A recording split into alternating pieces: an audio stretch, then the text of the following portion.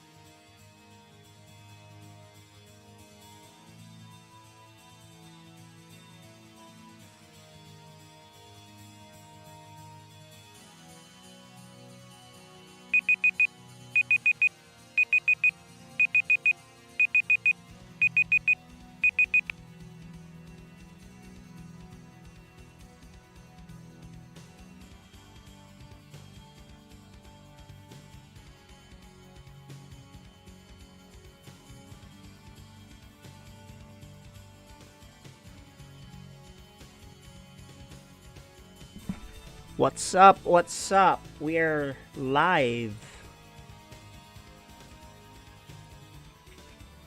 What's going on, everybody? I am back with another edition of PSL. It's Group F this time. How you guys doing tonight and this morning for people there in Manila? It's a totally different time zone. Yeah, totally different, day and night basically. So let me see if we can get. Yeah, you can hear that. Hold on a minute. Let's make sure we're good to go here. All right, so I may get some co-casters here at DLS DLS Mizel. Tonight we're gonna do Group F, but let's talk about what happened last week. Right, so if you guys know the alphabet, it will be Group E. Last week, these are the guys that played. We had Exo Blazer, Saipem, Mr. Lasty, and Claw. And the games are actually pretty good. A little bit of upset here or there. Exo Blazer was projected to go through, but I guess he's out of practice, or the kids are fast these days, right? Mr. Lassie showed he's pretty good. He's a young guy. He advanced, and so did Saipem. So it was pretty cool. So that's Group E, and of course today we have F. We have Bayagster. We saw him play. Pretty impressive games as Protoss. I believe he's the doctor. He played the lawyer. I forgot the other guy's name, but I'm sure he'll come up. And we had Asin here. We have Asin. He's a Zerg player. Captain Britain, or as the Filipinos like to say, Captain Britain. But it's Captain Britain. He's a Zerg player. I know he's very aggressive. Early Zerglings. Lots of early attacks. And then Uriel, the Terran. So that's Group F for you guys. We'll start that off in a few. Let's go check and see. Okay, so Mizel is kind of getting the players set up right now. Let's go see if we can take a look at their picks, right? The map picks. So as you guys know, we do have a map picker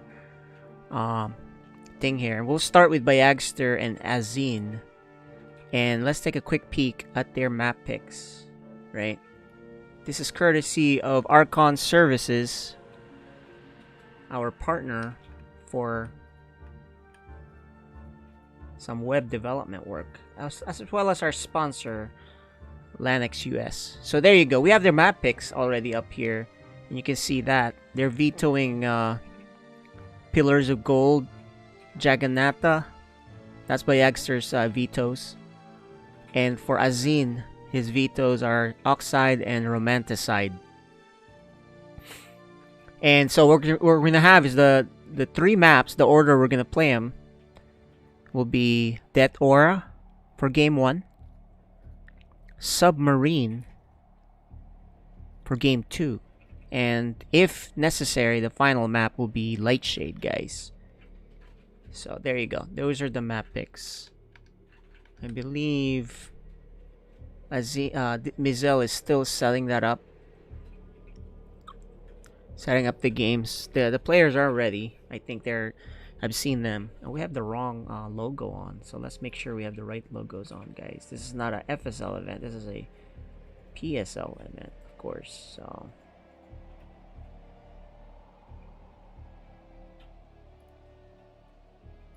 there you go. Nice switch. We get a switcheroo. Alright, so Mizel may or may not co-cast with me. I may have a couple of surprise guests to co-cast with me. But as usual, I'll be the main caster. So,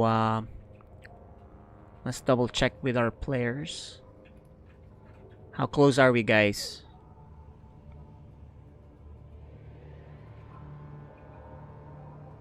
Oh, maybe let's double check that our settings are good. Yeah, looks good. Looks good.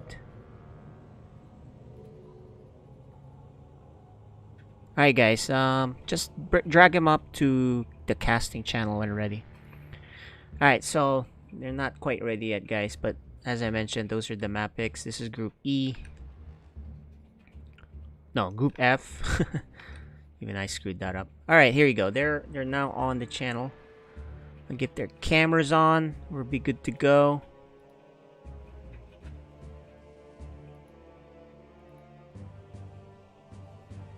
So azin is salt. Yeah, exactly. That's a Filipino word for salt.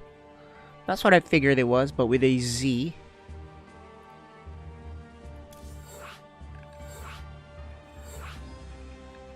He's using a Z there, not an S. So we need the cameras, and then we'll be ready to start.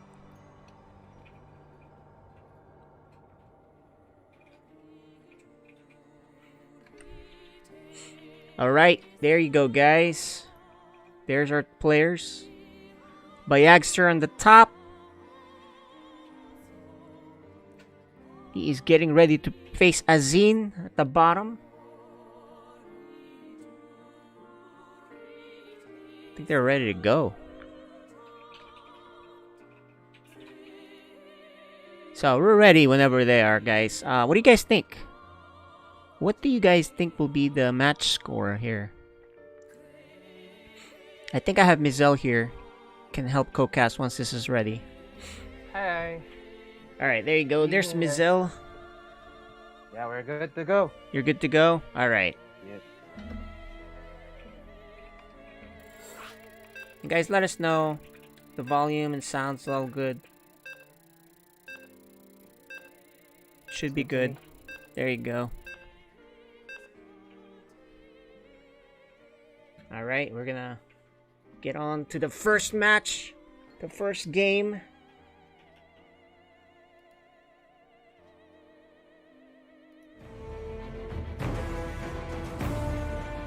Storm StarCraft League Season 1 Philippines.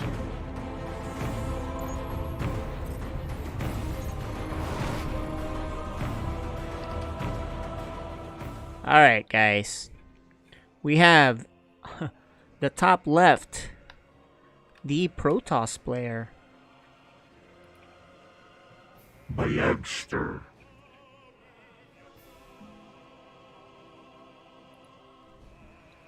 And our red Zerg at the bottom left, bottom right.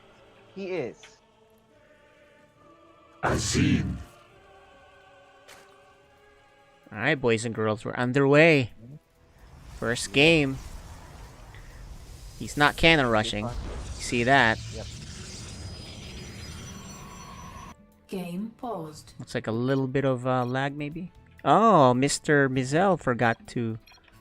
Ooh, my bad. Forgot a very crucial part. And that changes things. We can regame if you guys think it's, because I did mention... I don't think we have a cannon rush. And that kind of... So you gotta be... I think that's the number one thing we gotta be sure. Yep. Let's ask him. Regame or... Because he knows. They know each other. They know each other anyway. Yeah. Yeah, let's see what Bayagster says. He's fine with it. Alright, there you go. We got approval. See, guys, not everything is perfect, but we're back in here now, so we're good to go. Alright, so as I mentioned, not a cannon rush. But then again, he could actually cancel that and then put a forge. So, if he wants to take advantage. But so far, normal, opener. But you know what? It doesn't matter. Azin went pool first anyway. Oh yeah. You're right. So, I don't think he could have cannon rushed if he wanted. So, maybe we did favors for Mr. He's actually going to hide back here. Ooh, there you go. He's got it now. He's good. He can flop down that hatchery. So, pretty normal openers for both of them. Yeah. So, not bad. What I like about these guys, they don't usually play in meta. Oh, So really? they both play in different, strats. Like Azin does all the I know he's... Roach Rush with Borrowed.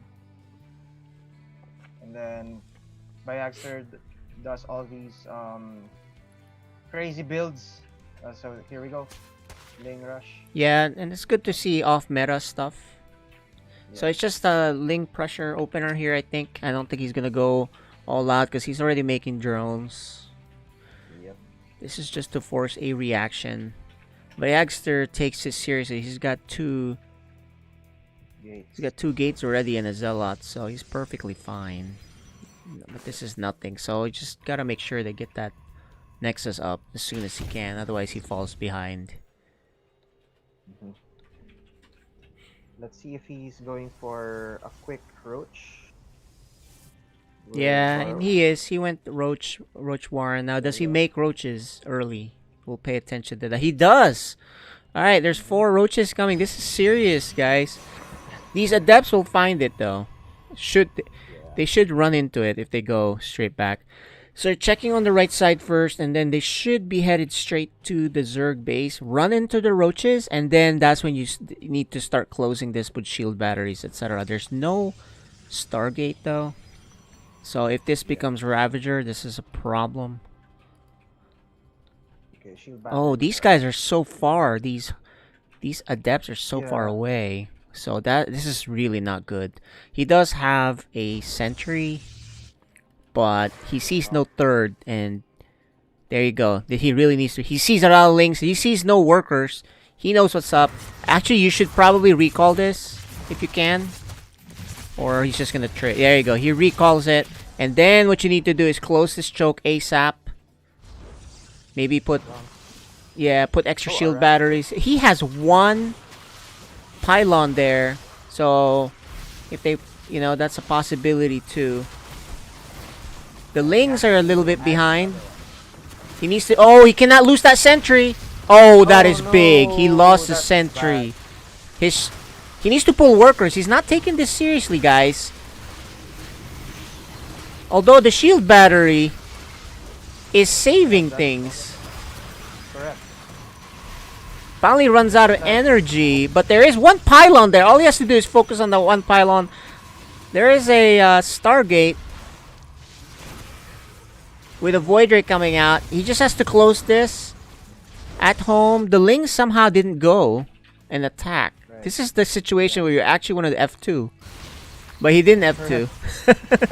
And there's the Void Rays to save the day. Alright. Yeah. So lucky for him, the Lings weren't here, because I think if they were in here, it's a totally different thing, right? So, Yeah. and that should end that. Oh, he has a micro mistake here, shooting his own stuff.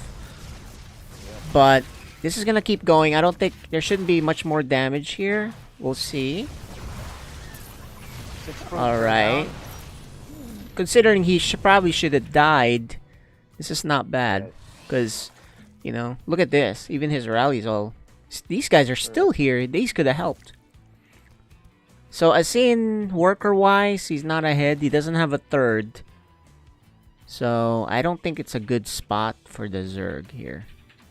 Because, the Protoss has a Void Ray too, right? So, in this clearing out things, he needs to spread creep to this guy if he wants to protect that third base. Protoss actually has a third base coming up too. Yeah, Ascene is behind in workers against Protoss. So that is pretty bad. Correct. So I think it's a close match still. It's close, but definitely an advantage for Protoss. Mm-hmm. Wow, look at this third base. He still hasn't flopped it until just now. He's behind quite a bit, actually. Worker-wise, he's way behind. Tech-wise, he's behind. Now, if you think it's close, it's like really bad now. So, at Oracle, if that does even any more damage, there's no spore, so... I just noticed, KJ, the face cams aren't open. Yeah, look, the And, face cams aren't on, looks like. Let's see if we can get that fixed. But in the meantime, this Oracle Oh. causing damage, guys. There's the cams. They're finally back on. There you go. Alright, so we missed some initial reactions from them. That's okay. Oh, this Void Ray. 4-1. Alright, this is game 1, guys. Already a lot of action in game 1. Yeah. Protoss is still ahead in workers. This is really bad for Zerg here. He's even making a mistake here. He tried to make a spore and didn't check it, and look, it didn't make it. So that drone has minerals and he's not doing anything. So that's money at hand, not doing anything. He does have lair done. And he's morphing. Oh, he's gonna ferry these queens. That's what he's gonna do. There you go. He's gonna ferry the queens. This is what you call a German taxi. This is that build. So if you guys follow the pro builds, the tournaments, and all that, that's what's going on here. So Azin is now going all out. He's already behind 41 to 58 workers. He has to do damage. This Void Ray is gonna try to prevent that. Where is the queens? Oh, he's going this side. There it is. It's going that side. He's gonna run into a lot. That's a lot of adepts. But, you know, he can handle that. Let him come in here and he'll crush it. These guys can go back and start dropping the queens here and spreading creep. So he has just enough to handle this, I think. But where's his roaches? He can't handle this with just lings. Azin is not in the right spots. I think he's, you know, he's a little bit out of position for this. This really shouldn't have done this much damage, in my opinion. Right? He had a lot of roaches and lings. So these should not... Oh, look at this. The lings that were back here are finally going to come in handy. 13 drones down. Yeah, now he's really screwed. Now let's see what's going on. Did he lose his drop overlords? Yeah. No, he's adding more, I guess, so he can load up. Yeah. Azin is in a bad shape here, and look, here's what's gonna happen. These adepts are gonna come here again, and if Azin doesn't kill that immediately, the longer it is for Protoss. They even got a 4th base. By Yagster's huge lead now. Yeah, with 2 Void Rays. Yeah. The Void Rays, at least the queens can take care of that. But he really has to get out of this base and start doing damage on the other side. He still hasn't done it. These handful of adepts are really delaying things, so Azin is in serious trouble here. Lucky for him, there's not much workers on the top base part of this. So, but, you know, he wanted to attack like 4 minutes ago. But now it's completely delayed. I mean, I don't even think it's viable anymore. Pressure is on Azin now. He has to do something. Yeah. He's still spreading creep. He's not gonna save that energy for inject. I don't think he's gonna do the German taxi anymore. I don't think he's gonna do the queen drop thing. So I think he's just gonna... I mean, he's making drones, so he's trying to catch up. But, you know, there's already a mothership coming for Bayagster. It's such a big lead. I think he leads in every category. I wouldn't be surprised. Well, maybe just the upgrade +2 coming up for... But that's it. That's the only upgrade that he has. The only thing he has is the +2.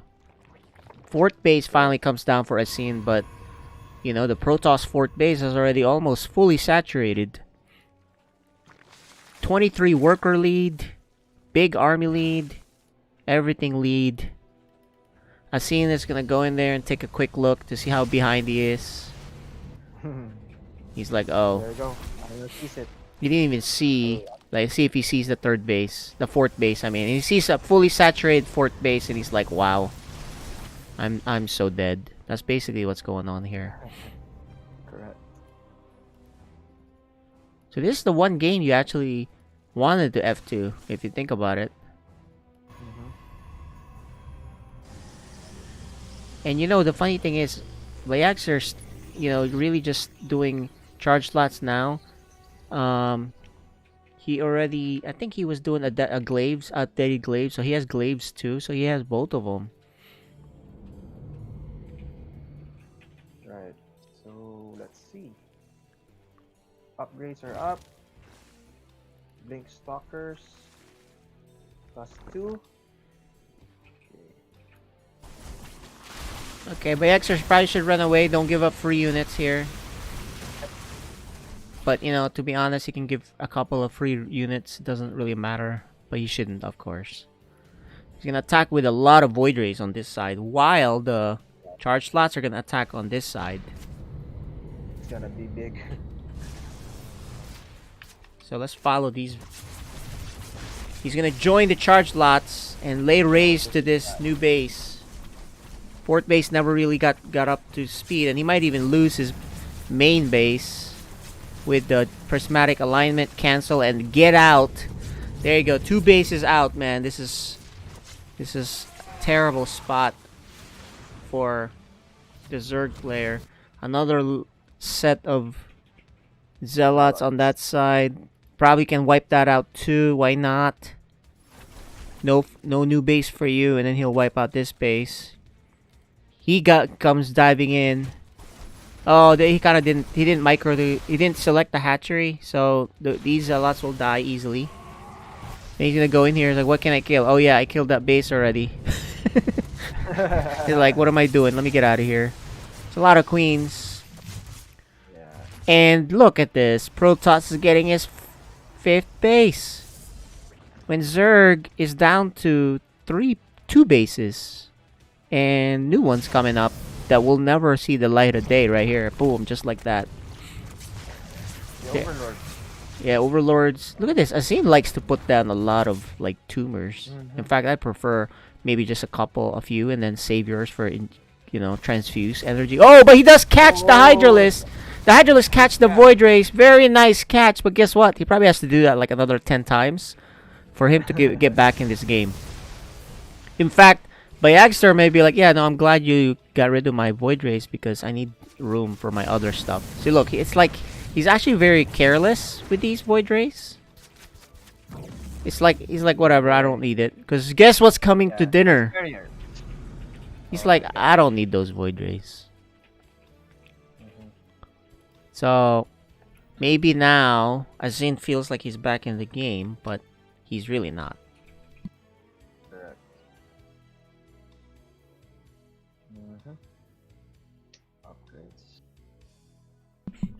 Okay, so there's the mothership, Void Rays, charge lots, adepts, a little bit of bile action. It always makes me laugh when a few biles go up and a big army runs away from it, as if it'll make a difference, but it won't. Even if he has the best biles in the world here, if every single bile here hits something, he still won't win. There's such a big army. And actually, every single bile did hit something. But you have the powerful, the Golden Armada, and game 1 goes to Bayagster. Alright, that was a rough game 1. And that's because his all-in didn't work out, right? And I think he could have pulled it off if he had the Lings get there. But, you know, they just were not in position. Yeah. He didn't. F2 works. F2 works on that one. That's where you actually need F2. F2 is great when you need everything, like all hands on deck, let's go. But that didn't work out for him. So, we're gonna go into game 2, guys. Hoping for a much better game 2 here for Azin. So we're gonna hop on now to Submarine. This is a small map. Actually, this is the map where you can actually do that same all-in he did. This is a much better map for it. These guys are both Masters players, so they know what they're doing, right? This is a good opening match for Group F. Oh, that's a little bit too loud. Let's lower that. Sorry, guys. But like as I was saying, this is Storm StarCraft League Season 1 Philippines.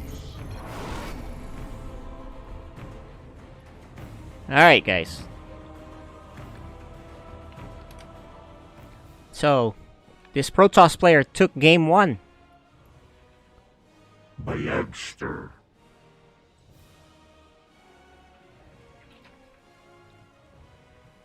And the red Zerg. He is Azin. And look what he's doing, guys. He's gonna do a proxy hatch. Hatch. Proxy hatchery, maybe with spines. No, but he has no pool yet. So maybe he's trying to steal, or just hatch block. I think he's gonna hatch block. Yeah, so this is gonna be a hatch block, just to delay the Protoss a little bit. But he better put down his own hatch too, because guess what? Protoss is gonna delay. Yeah, he does a hatch block as expected. But I think Protoss can get you know. Oh, he's gonna let him? Because you know what thing you can do here if you're the Zerg? You can actually plop down your own hatchery and there's no... You're ahead, you know? But he doesn't do that. He's actually gonna take the base. He's gonna take this base instead. So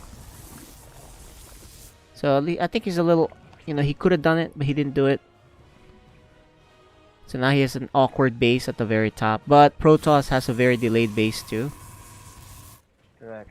The only thing though, by doing that, is sometimes you push the Protoss button so that they make a ton of army right away and start pressuring you, and your base is so separated, right? So that's the only thing. You may not want to do that, but okay. So 2 gates. He should cancel this. I don't think you want to let this finish. Save some money, but it depends if you really want to do... Oh, he cancels the hatchery by Exter. There you go. That's what I was saying. You gotta get out. Oh, he doesn't do the mineral walk, so he dies. A few mistakes here by Asin, to be honest. Right? Quite a few mistakes there that you don't normally see on the Masters level, but he does. Everyone makes mistakes. Even these guys. Even the GMs, even the pros. But anyway, the Protoss goes back in to see, is there a Roach Warren? What's up? What's going on? You mine some gas? No speed yet? Okay, there's speed. So now, yeah, Protoss is back to his business, but you know, after all said and done, Bayexter still has a 6-worker lead. The only thing bad, I think, that Bayexter was canceling that gateway. Maybe it was out of position, so he lost some money there. Look at this. Bayexter's making sure there's no cheese coming, so he goes back and forth, scouts again. And there is no cheese coming yet. It's just a few links coming up, but you know, no Roach Warren. And this adept is gonna do a follow-up scout actually to see if there's something coming his way.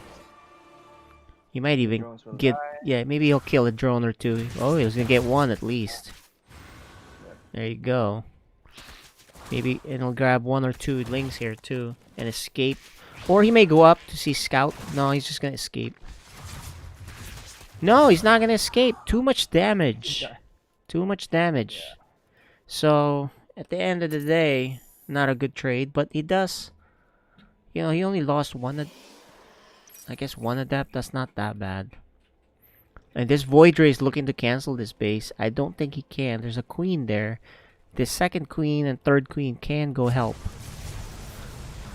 Yeah, there you go. The queens are in position already. He's got to move this other queen back. He does. Tries to get out. No transfuse, no energy. Yeah, I didn't think he had the energy for it. So that did draw some queens out of position. Oh, but that's a mistake by Bayexter. He didn't move it far enough, but he does take a faster third. This time Azin has a 1 drone lead. Okay, much better. 2 drone lead. Much better position for Azin this time. Yep. But no injects. No injects yet. And here comes the gates and Twilight. So probably see a charge lot build here. We'll see. Charge lot upgrade. The Oracle's looking to do something. let's see what it does. There's only one queen. You can certainly hop in there. There is a spore there, so maybe not that one. Oh, there's a spore there now too. So now he'll just use it to scout, which is fine.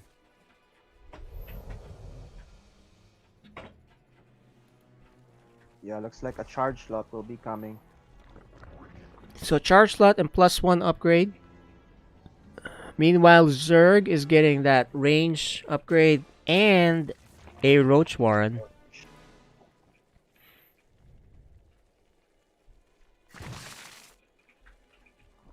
This is really odd. He has an extra extractor there. Yeah. I don't know. There's like 5 extractors right now. There's the Hydralisk Den, which is pretty good. Alright. 4 Adepts with the distraction of the Oracle, maybe. There it is. He does make him go back. He cancels his Shade, so he's going to take a bit of damage here. He needs to focus fire on the drones. He finally does, but he's lost. Oh, he's going to try to do that too. And actually, this wasn't done well at all by the Protoss player. He does close this base up. That one's still alive. Okay, it was terrible, but now he's killed 6. So 6 roaches for 6 drones, 7 drones for what? 4 adepts. Not that good. 4th base for Azin. Bayagster has the lead in workers. But you're supposed to, for a little while, but Zerg's supposed to be ahead now, but, he does kill 7 workers. Hydra Den coming. What does he have? The problem right now is, Protoss, does he have area of effect damage? He has Twilight and Templar Archives. But no Storm yet. Lots of gateways coming. So he's just going to try to deal with it with a bunch of gateway units for now.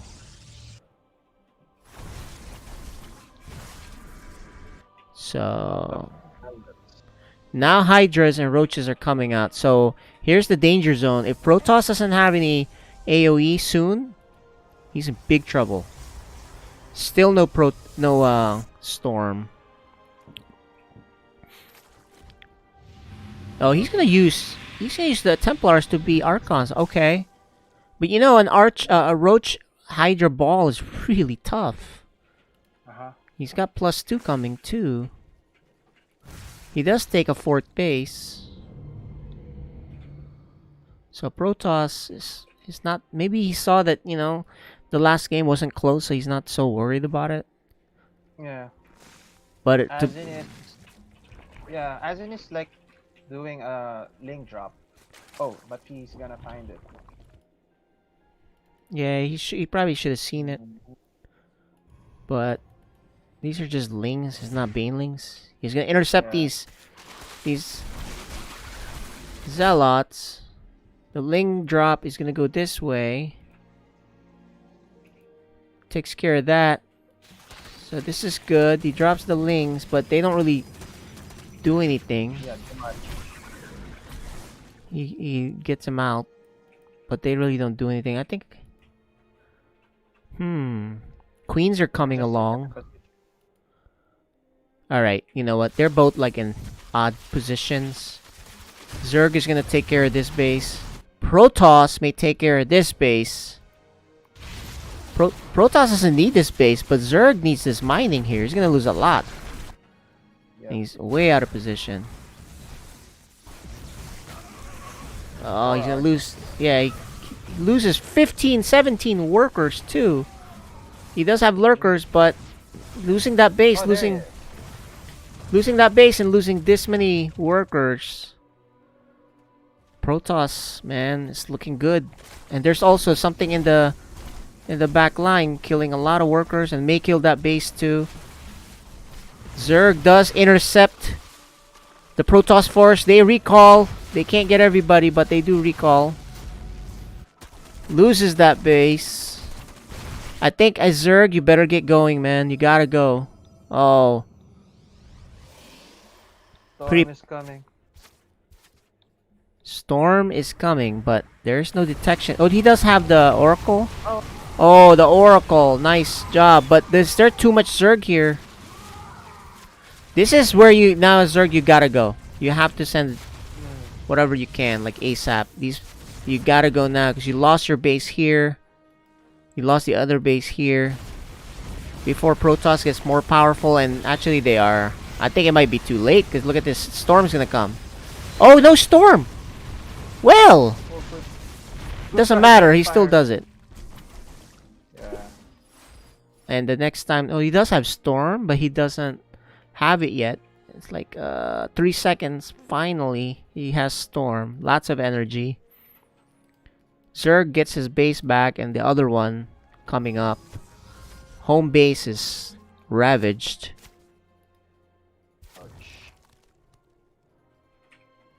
Still a lead for Bayagster in terms of army. And actually, I'm sorry, not army, workers. He has a lot of workers. 71 to 53. Yeah, that's a big advantage. Yeah. Oh, this is... It's a better game, but he's already way behind here, I think. There is no detection. No detection. Oh, there is. Right there. I just saw it now. He probably should bring an Overseer. Maybe if you can snipe that, the attack stops immediately. Is there an Oracle? Where's the Oracle? There is an Oracle right there, so he'll have detection no matter what. He is going Greater Spire, so that completely changes the game. If he can get the Greater Spire up, ooh, this is ambitious. If he gets the Greater Spire up, actually Azin can do this. Nice run by here with these Zealots. It's gonna be a pain in the butt. Does clean things up. Forces more Zergs to come back in. That Prism, man, causing problems. But there's not much in the base. Because of that, the Protoss is going to try to push forward. He decides, backs off.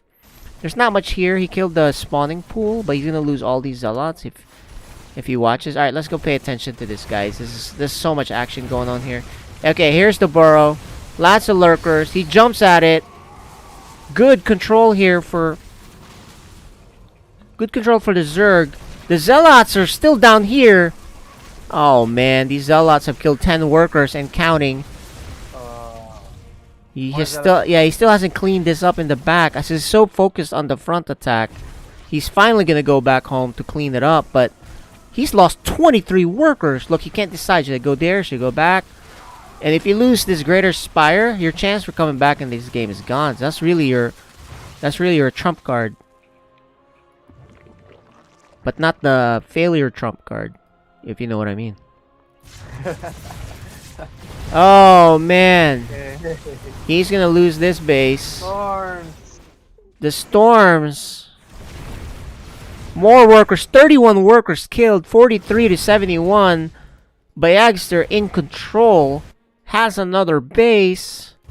Still dealing with these Zealots. These pesky Prism. Is it? Oh, it's still here. He's gonna take care of the other one, too. He's getting torn apart. So that's one thing we know about Bayagster. He attacks on multiple fronts. He's really good at dealing with you there.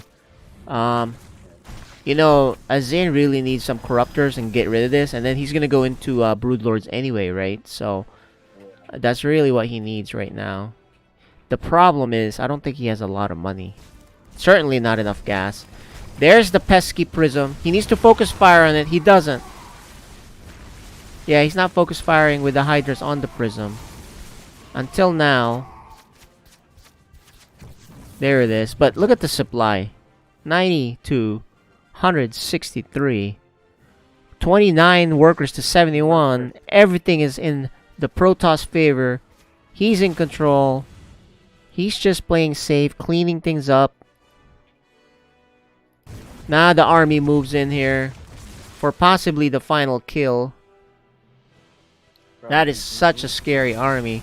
Okay, Zerg's gonna try to come from the top, but who's really surrounding who? And that's gonna do it. It looks like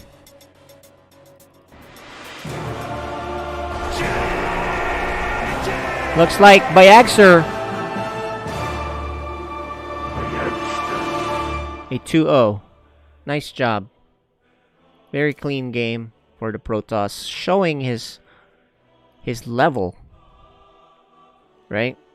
Very good. That's a top Protoss right there. And we're gonna go on to the next match, which is Captain Britain versus Uriel.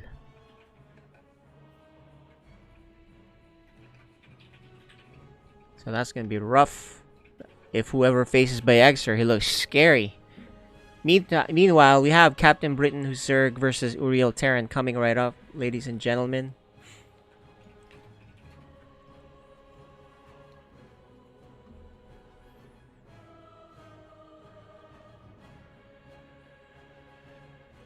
Alright, so while that gets set up, let's go see.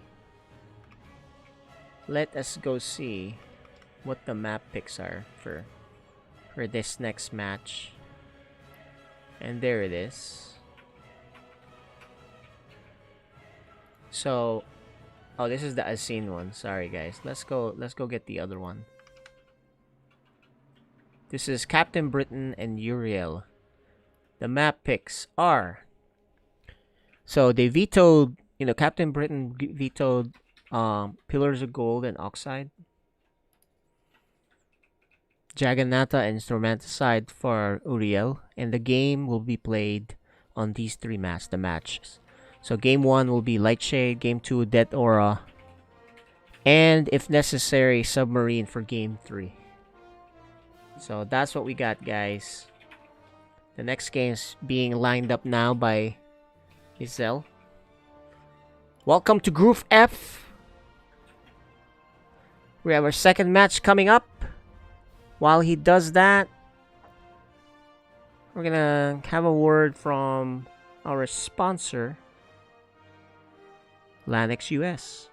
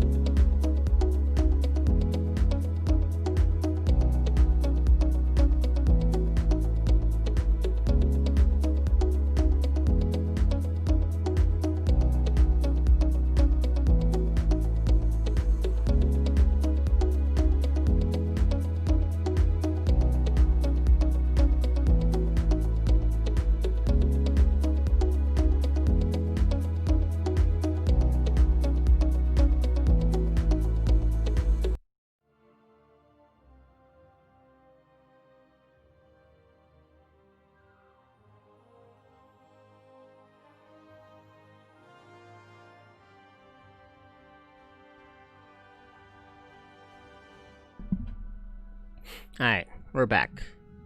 Captain Britain and Uriel.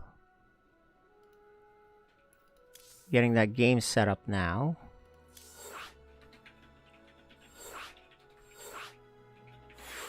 The first map will be on Lightshade, ladies and gentlemen. Who do you guys have in this next match, guys? Captain Britain or Uriel? Who do you think? Because you guys know these players, of course.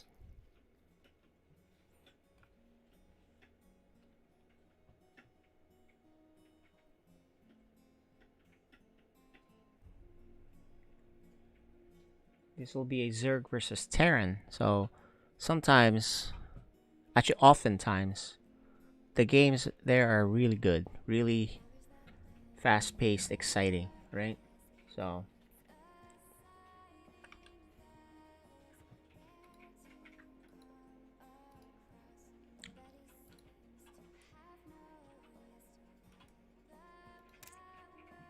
So there you go. I think we're just trying to get Captain Britain. We're having... Oh, there you go. He's finally gotten in the lobby. Yeah, and once in a while we do get these lobby issues. Lately it's been a big issue because Battle.net's been misbehaving. Blizzard has had some issues, but usually though with the lag and all kinds of internet issues, that happens sometimes. Especially when we're doing these overseas matches. It's never perfect because you still have to connect to the server, Blizzard servers, right? In Brood War, StarCraft 1, you don't really need a server. It's all LAN, so you can kind of take care of it that way. But they implemented this server requirement. So the server requirement in StarCraft 2 prevents cheating, I guess, right? Because you have to kind of keep things updated to a server. They can check a few things here or there. Of course, you can intercept those signals, but in the LAN, it's hard to cheat because you're right there. Everyone knows. There's the computers, etc. Anyway, so I don't know. I think it's to prevent cheating for online lab or things like that. But an offline tournament is really hard to cheat. So online tournament, sure. Anyway, for this one, StarCraft 2, right? We do have a server they have to connect to, so there's some issues like pings and versions of the client, all kinds of stuff. You saw the problem with something like that. Alright, so they're figuring it out right now. Captain Britain's ping is 47, not bad. We are actually here in the NA server, but no, we're in US. We're in the US or NA servers, but in Singapore game server. So a little odd how that works. My ping to Singapore is 213 milliseconds, but their ping to Singapore is low, like 57 or so. So definitely good for them. But for me, I'm not playing. I'm not hosting the game. I'm just watching. So looks like my ping is not affecting things. Alright, so we're just waiting for Uriel and we can start this game on Lightshade. If you guys missed it, Game 1, Bayagster, Match 1, Game 1 and 2, Bayagster won 2-0 over Azin. So he's in the winner's winner's match, waiting for the winner of this match, Captain Britain and Uriel. So that's what's going on, guys. And look at that. We have our players. There you go, guys. On the top, we have Captain Britain. Ooh, look at that. We probably should turn off the hold on a minute, guys. It's not looking good with the there looks like some weird filter thing that we should turn off. Let's do that. There you go. Yeah, there's a weird filter thing that's happening on the quadrant. So hang tight. Let's make sure that that's not...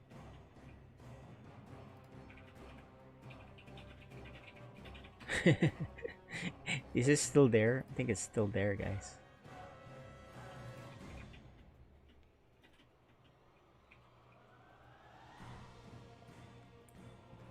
I guess because his room is green. Captain Britain's room is green. So for some reason... It's screwing up the things here, but let's hide the production window. This video is kind of green. Yeah, it's really funny how that's messing things up. The white balance.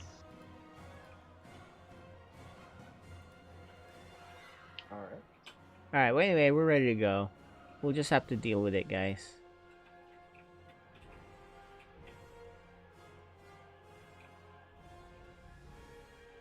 Alright, so the game is about to start.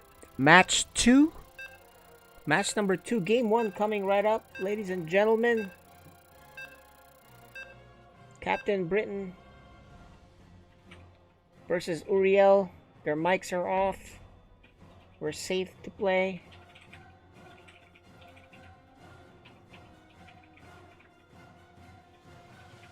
Match 2 coming up. Storm StarCraft League Season 1 Philippines. Alright. The Terran in the bottom right here in light shade. Uriel.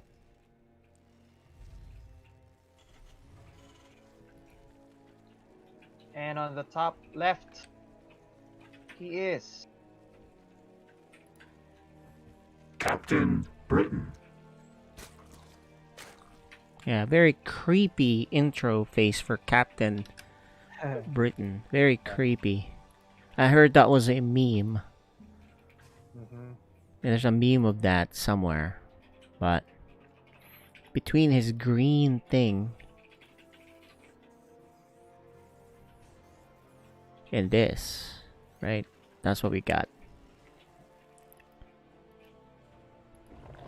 Pool first for Captain Britain.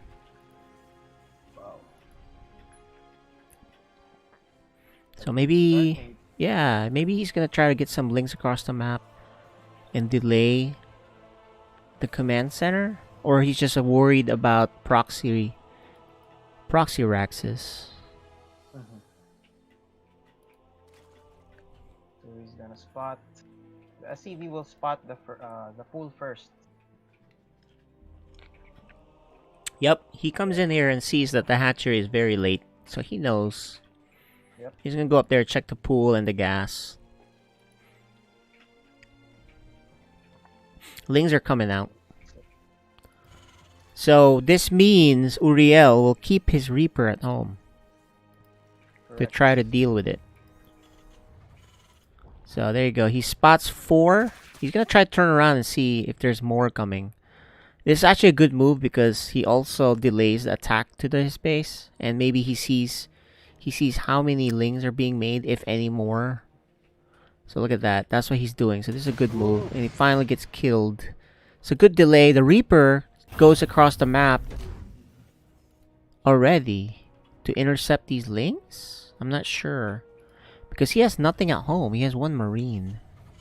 Maybe he's not worried about this guy anymore. I'm surprised.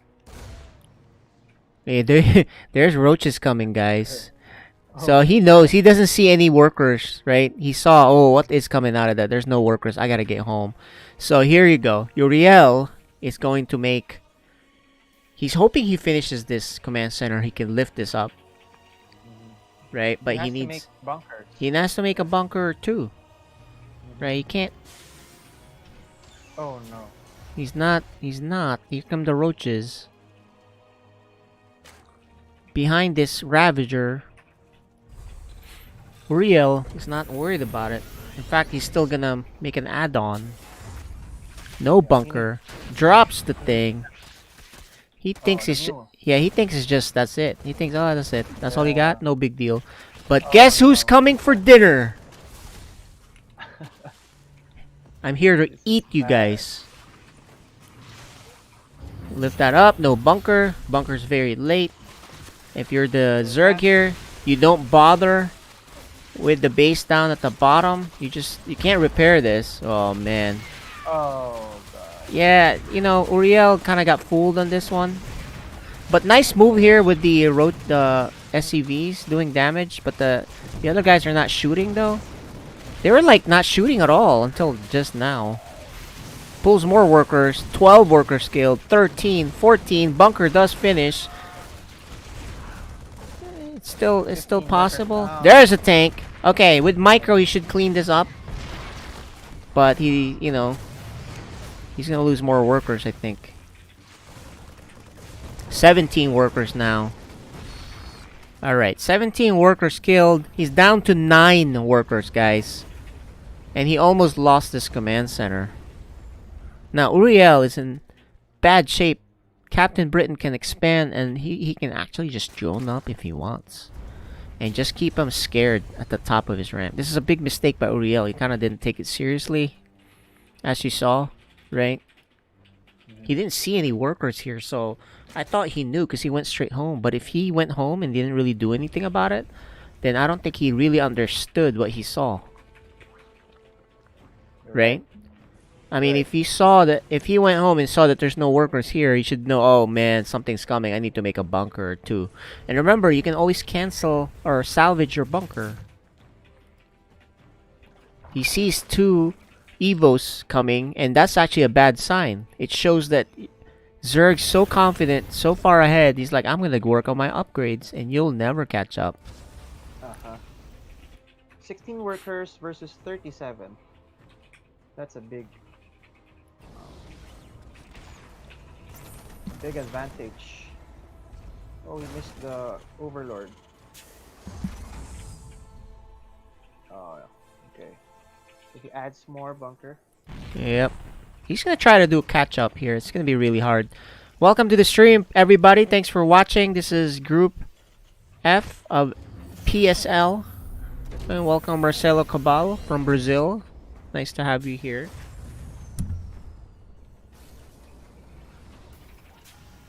Now Zerg gets his 3rd hatchery. Just goes by. Gets a macro hatch too, so he's pretty far ahead. He's got his 1-1. He's really happy of how this opened up, how this started. Very happy game for... Takes care of that Overseer. Very happy game here for the Zerg player. Great start. You know, Uriel was down to 9 workers. He's now at 26. Still bad. But look at that. Almost double the worker supply. Uriel needs a 3rd command center. So he makes that now to try to catch up.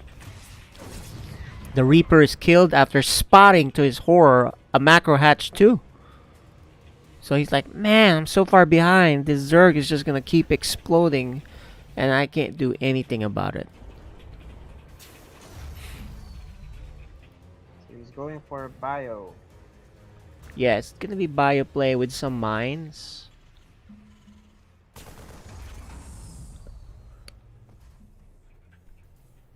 Oh, this is bad for Terra. It's been bad for Terran ever since they ignored the hatchery with no drones. Right? Yeah, that's sad. It's a sad time for Terran right now. No upgrades still. Look at this. And still, you know, this Overseer gets away.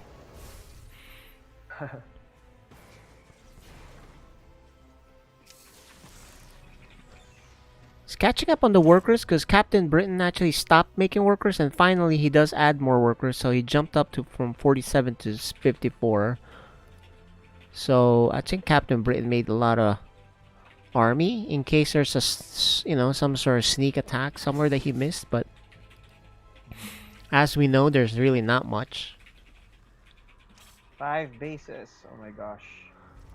5th hatchery. Is that the 5th hatchery? Yes, 5 hatcheries. There you go. He scans, and what does he see? He's still behind. A hive coming. And a hive coming. Woo! Talk about being behind. The hive may get there before your 3rd base lands. That is really bad. Oh, 3rd base lands, and the hive is... maybe 10 seconds behind. Mines here. He's gonna try to do this Liberator thing, but you know, I think Aurel really needed to kind of all in. I don't think he could have done this 3rd base thing, but maybe his plan is just defend until he gets 200 supply, but not with a Zerg with 5 hatcheries. There you go. An attack coming. Good mine hits. Now he makes him lift off, mining on 2 bases. Captain Britain can just keep doing this. Liberator killing stuff.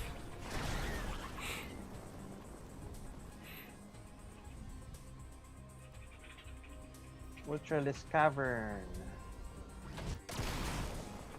I mean, look, he's so rich. He's like, yeah, you can have a few lings. No big deal. Overseer may finally die?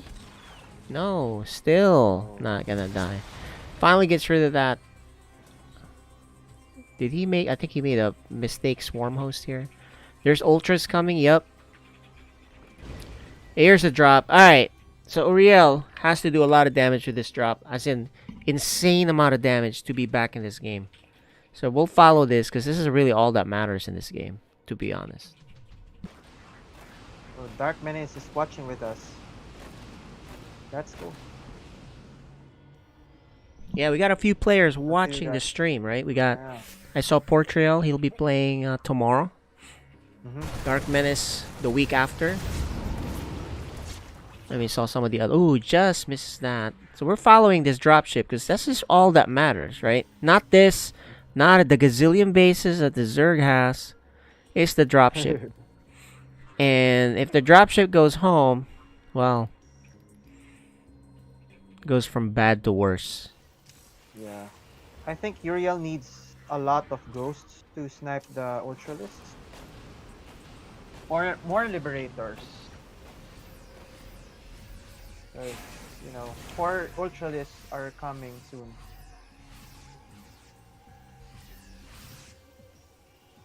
So, okay guys, our co-caster is Michelle. Oh, look at that. One little annoying swarm host. That's funny.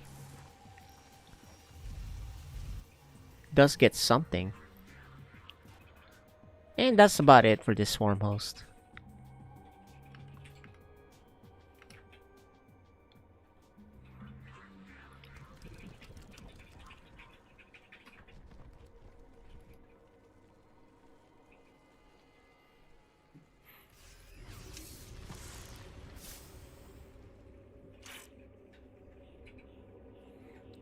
Okay, guys.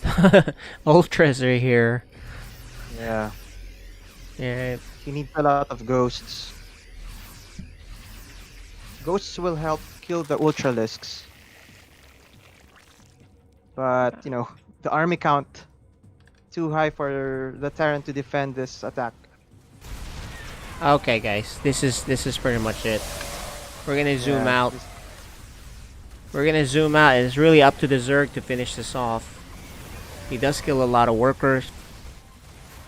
He backs off though. Swarm host. Oh, swarm hosts. He's gonna make more of them. Some lings get in here. He hasn't even cleaned this up yet. He backed off, but he can actually keep going. He has a lot of money.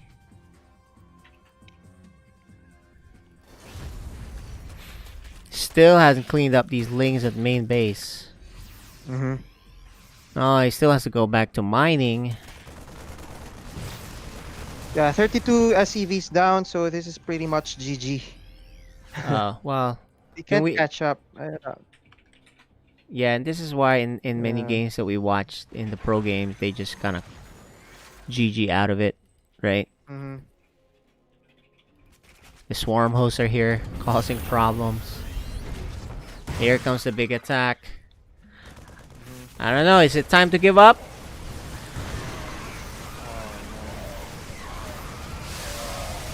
Think it's time to give up? Yeah, GG.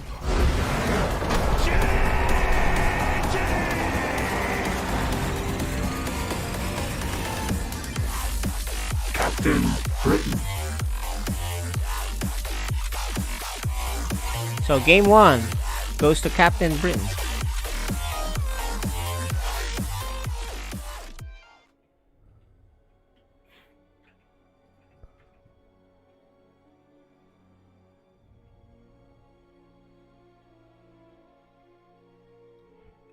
Not a good...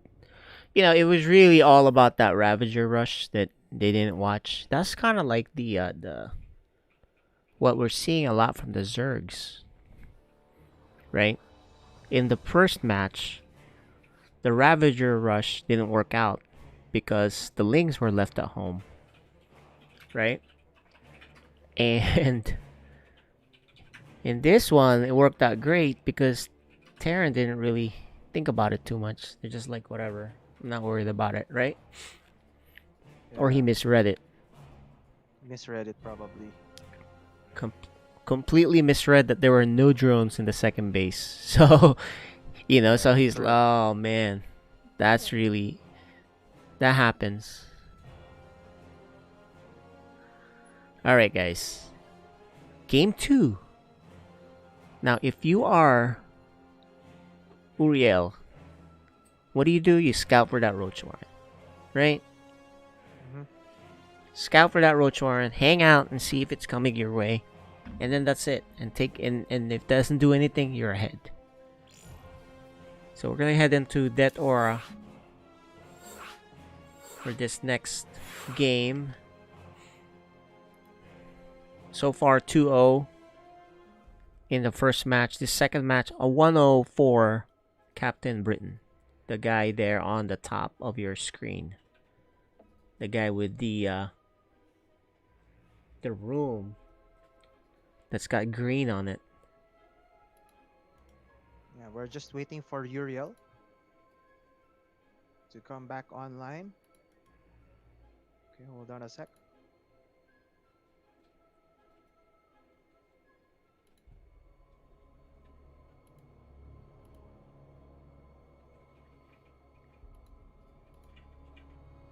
Alright, so we're waiting for Uriel, guys. There, he's kind of just loading up. Hmm. Okay.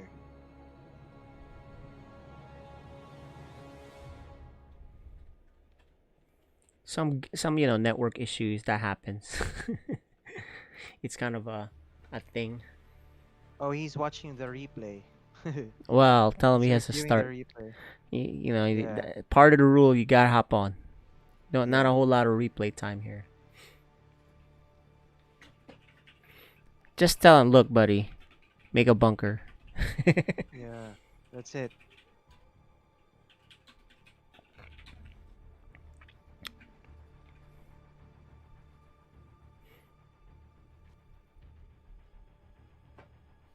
Are you messaging him? What's going on? Yeah, yeah. I'm talking to him. He's restarting his StarCraft. All It right, says entering lobby.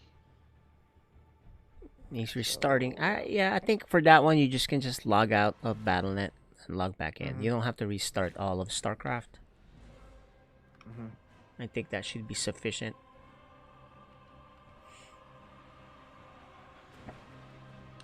Yeah, that was a good start for Captain Britain. Yeah, Mhm. yeah, we're waiting for him, as Very you guys aggressive. can see.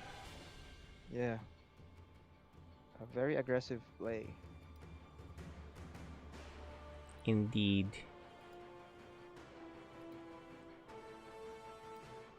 Hmm.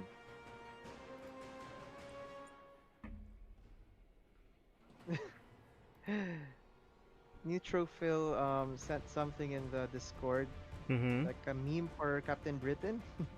What was it? Look at it. Okay, let's take a look. Maybe we can show that to the people watching also. Yeah, I tagged you. Maybe we can show that for you guys. Let's go take a look while we're waiting for Uriel here. Yeah.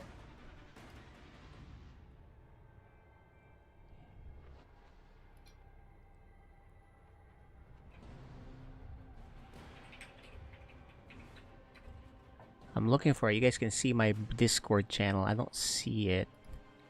I tagged you here. Yeah, but there's so many tags. You have any idea how many tags I get on this Oh. Discord? Right? I'm like, everyone's messaging me all the time here. And all these Yeah. people, usually it's things like, hey, can I join the team? That kind of thing. Oh. It's a new mention. You put it on new mention? Yeah, there. I sent you directly. This is much better. Send me the direct link. Yeah, There you yeah, go. There you go. That's what that meme is. That's what Captain Britain did, right? That's what his intro is, guys. That's what that is. Alright, so back to the Right. That's G. back to the game.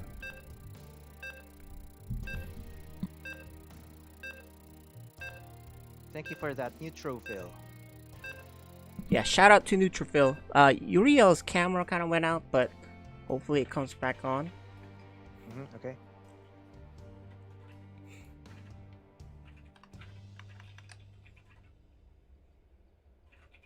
Alright, guys, game 2. Sidestorm Starcraft Season 1 Philippines.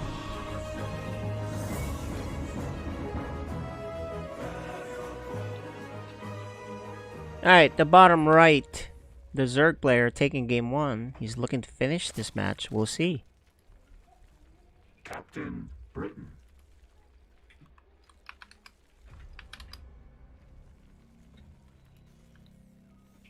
And the red Terran on the top left of Death Aura, he is Uriel.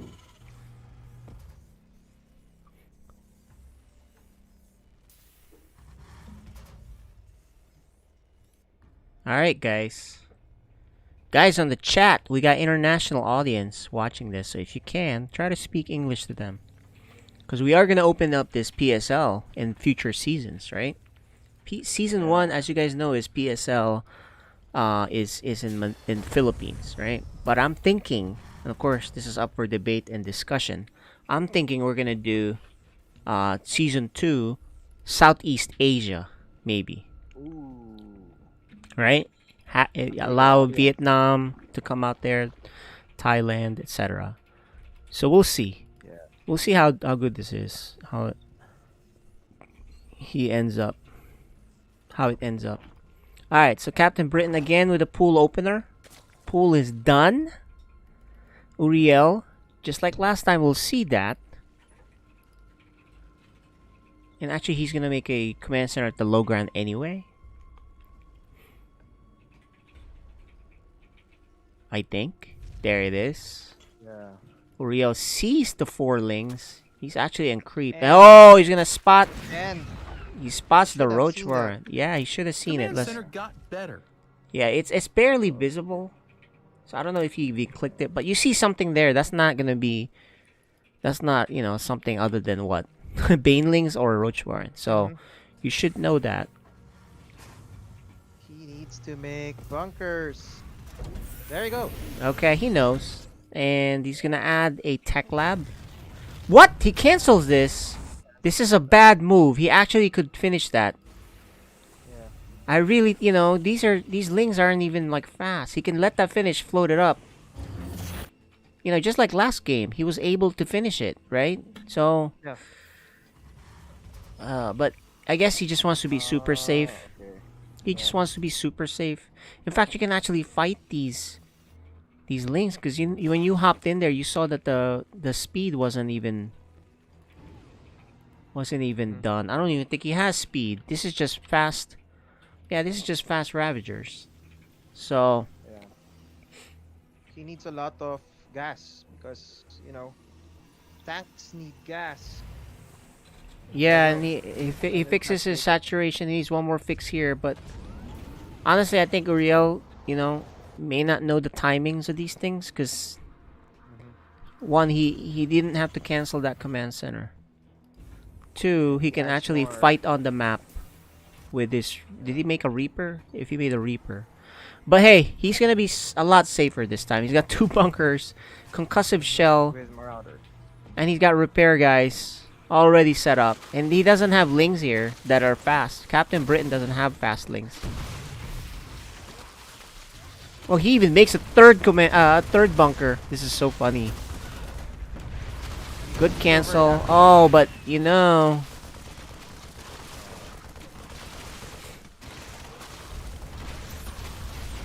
a smart move. Targets the Overlord. Yep, this is a good move. You want to get rid of that vision. And that takes care of that. Alright, so now, every time you come up here, you get shot. So that should end that. And if you're the Zerg, you should just stand back and drone up. Yeah. And it looks like he starts focusing now on his base. Does the upgrades. Got his third. Does the evo, for upgrades. This is very bad for Terran because he lost his second command center. Yeah, so Cyclones are out. Gonna check for some kills. Micro. There's a lock on to Ravager. That's good. Yeah, Uriel has 21 workers unlike 9 the last time, so this is going to be a much better game for him, but he's still behind, I think, because, you know. Yeah. In No command fact, center. yeah, no There. command center. Yeah, he has to, you know what, at this point, you just keep making units and you go kill him. I think that's what you have to do. I don't think you can macro out of this. Right. And maybe search for overlords. Yes, There's clear up cyclones. overlords. Mm-hmm. But, you know, the kind of army he has, he's making tanks, he's going to make marines, he has these guys here. He needs to get units out fast so he can do something. This Zerg machine is going to be rich. Right. He was searching for overlords with these guys here, but I Actually, think if Captain Britain goes for Mutalisks, it's gonna be painful. if he does, that's true. Yeah. He does see a third base with no workers, so at this point, you're still in this game. You know, Captain Uriel's orbital still hasn't started, so Ouch. He added another factory, but with 2 gas, that's bad. yeah, I guess you can just keep making Hellions or something or whatever, but honestly, at this point, you cannot try to macro out of this. You have to go and do something. Look how much workers behind he is. 53 to 29. This is good for him if Captain Britain keeps sending units to die, right? Make him think that, oh, he's just trying to catch up. But in reality, if Uriel goes for a big attack, he can take this. That's what he needs to do, I think. He can't. Looks like we won't get Uriel's camera up, guys, so we'll just look at Captain Britain. He's having too many internet issues. Uriel can't afford to lose any more units. He wants to kill this overlord, but as soon as that gets killed, you better get out. Oh, he's not looking. He's not controlling this. Oh, man. That's not good. The 6 workers do fall. I'm not quite sure. We missed that from what? Oh, it's a drop. I see. That's what worked. Okay. We missed the drop, guys. The mine drop. Yeah, it was a mine drop.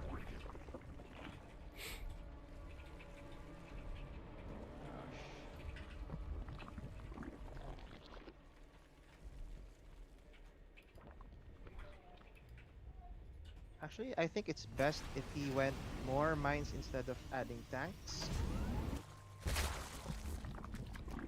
This is kind of army composition. Oh, there you go. Yeah, he's gonna do the Maru thing where you keep dropping, which is good.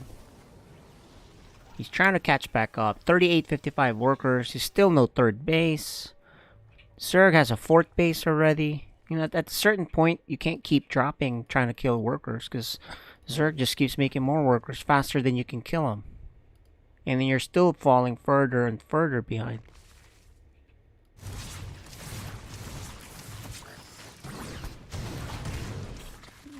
Not much there. Yeah, he didn't really kill any workers. He just damaged the queens, so he can't afford that. And this guy's stuck. He might lose this. He might lose this, and he does lose it. He can't afford to come back doing this. You know, the thing is, I don't think Uriel, he's just gonna macro out of this. He's just making a 3rd. I don't think he plans on attacking at all at this point. He's going mech too. Because he lifted his barracks and he's just sticking to mech now. So mech is already behind most of the time, right? Right. And then now you're starting from behind. So that's going to be even worse. Alright, this is a good drop. Especially if you can get these mines. Yeah, at least he didn't lose the medevac. But here comes some lings. Ooh. Good hits for the lings. He kills that. He needs to kill that because then the mines can be cleaned out. He does clean it up. Okay. Lings. Oh, yeah. Here's a big attack. Can he hold this? This is it. Oh, the banelings! Oh, SCVs! Oh 22 workers! And he needs to close that ramp. He doesn't even close it. Oh, I think that's gonna do it, guys.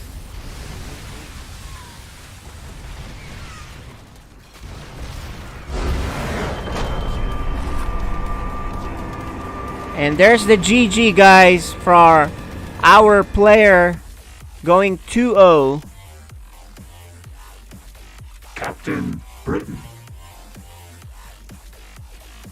Alright, Captain Britain 2-0. He's gonna face Bayagster on the winner's match. They both 2-0'd. Yep. So let's get them on the map picks while we wait. On it. I'll be back soon.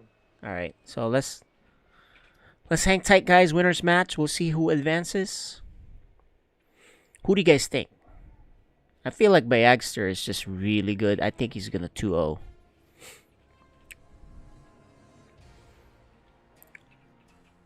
I think Bayagster is gonna 2-0, guys. He just looks really good to me the way he plays. But if Mr. Captain Britain here gets some good cheeses going, maybe he takes a game. Right? Maybe. What do you guys think? What do you guys think will be the score on this one? Bayagster versus Captain Britain. And remember, we saw Bayagster demolish the Zerg player Azine 2-0. Now I know Captain Britain beat this Terran player, but Bayagster is a Protoss and really I think he's much better. The only good news there for Captain Britain is he saw a Zerg versus Protoss game with Bayagster, right? So he kind of knows it's going to be lots of drops. You know, charge slot attacks from both sides, prism drop, right, as I mentioned. And the Protoss Bayagster likes to expand. Like he expands faster than you sometimes. You think it's going to be a close match, huh? 2-0 is my guess. Let's see some guesses there, guys. Yeah, he looks like he's Master 2 level, maybe Master 1 level the way he played that.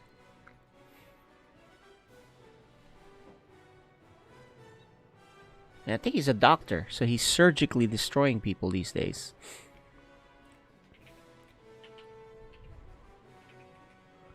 So, let's hear it on the chat. Your thoughts on this coming match. Actually, let's see if we can see if they have the picks all lining up now.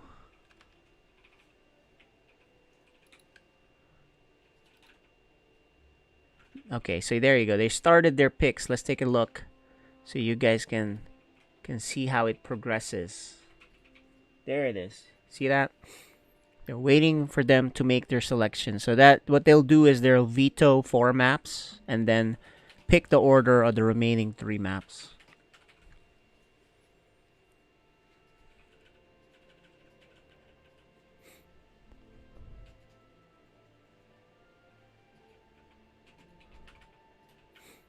Captain Britain is getting some tips from the chat. How do you beat this Bayagster guy?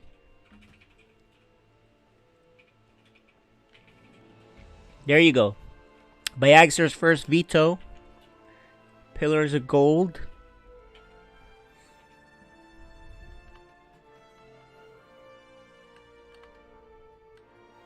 And Oxide for Captain Britain. You guys can see that on the map. I don't need to keep saying. I don't need to give you the play-by-play on that.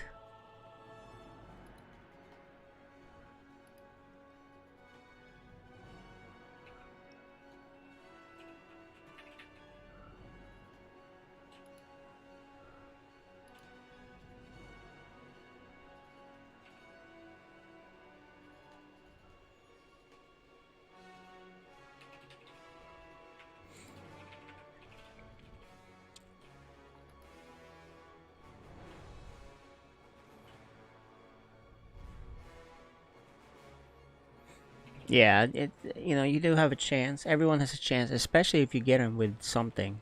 We've seen Bayagser susceptible to that rush, but he knows that now. So remember, he was watching. He played it. He sees it. So it's not like it's just gonna happen, right? So there you go. Look, Nook says it will be impossible because he plays Protoss. That's funny.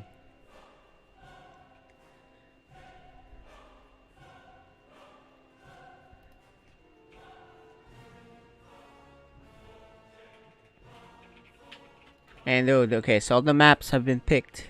As you guys can see, we'll start it off. You guys can see, these are the map picks. Submarine for Game 1. Game 2 will be on Lightshade, and if necessary, Romanticide. There you go. Let's see. There are the players. They're hopped on.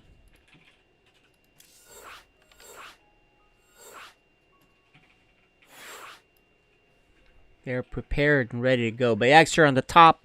Captain Britain right there on the bottom with his green room, screwing up our green screen.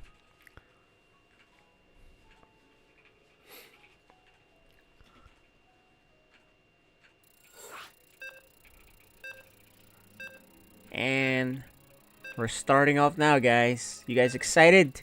Winners match. Coming right up. Match 2. Storm StarCraft League Season 1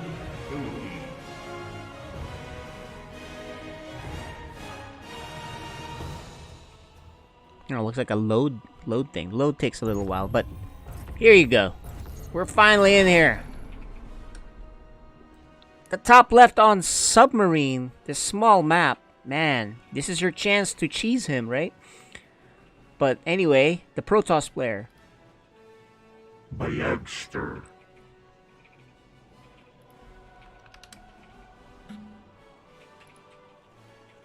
And on the bottom right, the Zerg player who just won the match against Uriel. He is Captain Britain.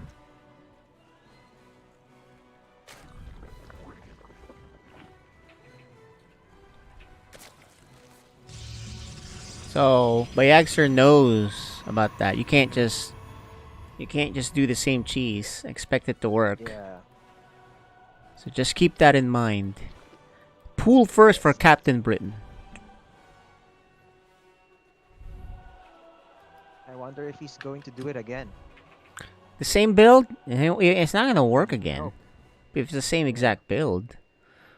Ooh, look at that. It's not gonna be the same build because look, he sends the drone. What is he doing? Lings are coming out. Ooh, another drone. Another drone is going to try to expand, which Bayagster can actually deny. There you go. To be safe, 2 gateways for Bayagster. Lings are out. 6 of them. He sees it. He sees 6 lings. He's like, alright. He knows there's no speed. Okay, so I see what he was doing. He was trying to do this hatch block, and we're getting a little bit of lag on my side, guys. He closes off the choke, which is the right thing to do, because he can't close it on this side. You can actually cancel that.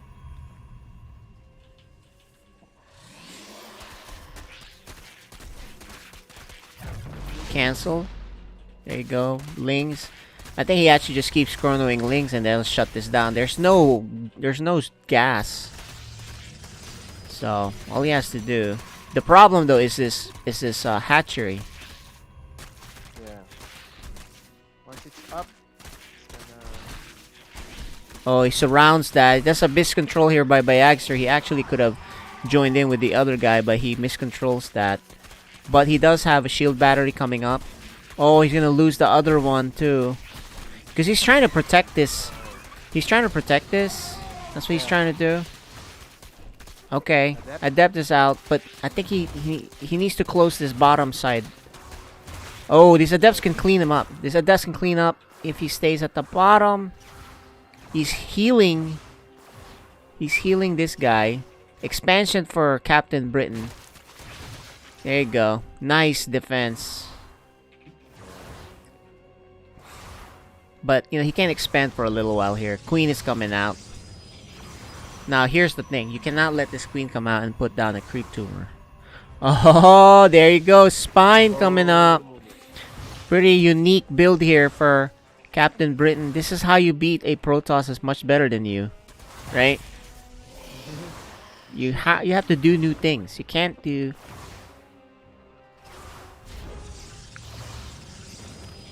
There's the queen. Now it's time to attack. You know, this one shield battery's been doing so much work. He just now drops down the second shield battery. Okay, the queen, if the queen can survive and flop down that creep. Oh no! I think Byaxer took this way too lightly. The queen, if he drops a tumor, does he drop a tumor? Does she drop a tumor? Oh, this is a big mistake. You know, the queen has to drop a creep tumor, I think, to ensure. She might do it at the top. She forgot. She has the energy. There's the creep tumor. I was saying. All right, and guess what? You're not going to be expanding for a very long time here, because this tumor is here. You're not going to clear the creep. There's still a hatchery down here. And you're just, you know, if you're the drone... the Zerg, though, does not have much workers. So that's the good news. Yeah, not much workers for the Zerg. But it's continuous damage here with this spine. The queen is about to die, too. Look how low it is. Still a lot more workers. 9 workers. He's not mining, though, because he's kind of defending. A bit of Miss Micro loses the queen. But continuous damage with this. Oh no, he loses the pool, and the second spine, and the third spine, and another queen, and God. Nice moves here for. I think Byaxer's dead now. Yeah, pretty much. I think he took it to chill, right? I saw this in game 1 where the Zerg player could have, you know, really could have killed him.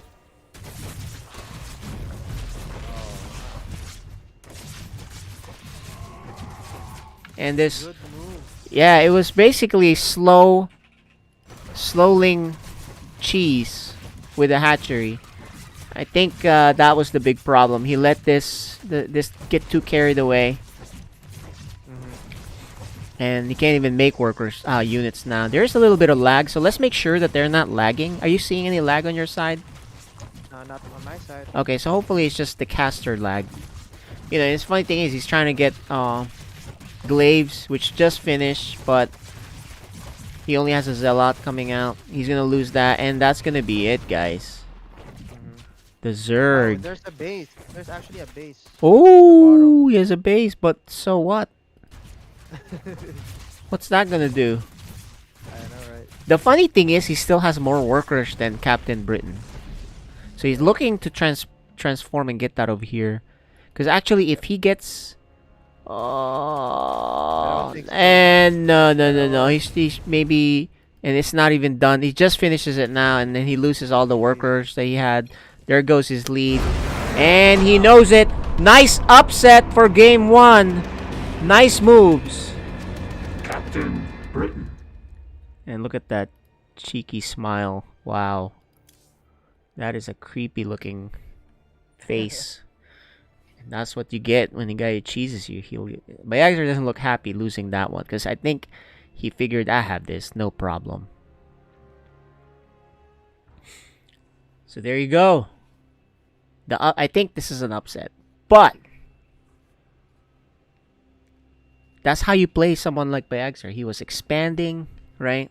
In the last game, he was kind of, you know, attacking you left and right. That's his game, but Captain Britain's like, no, we're not going to play that game. I'm attacking you early. I saw how weak you were in the defense of game 1. So I think if I actually had the balls to go through with an all-in on you and not back off and have everything there, I can do it. And Captain Britain proved it.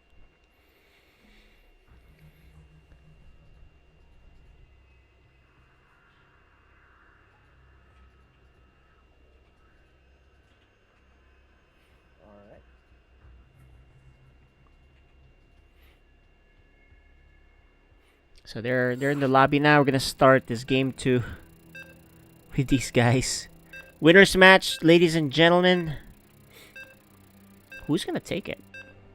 I think Bayagser will play safe and then get to his game. So it's up to Captain Britain to come up with something new. Winners match, game 2. Storm StarCraft League Season 1 Philippines.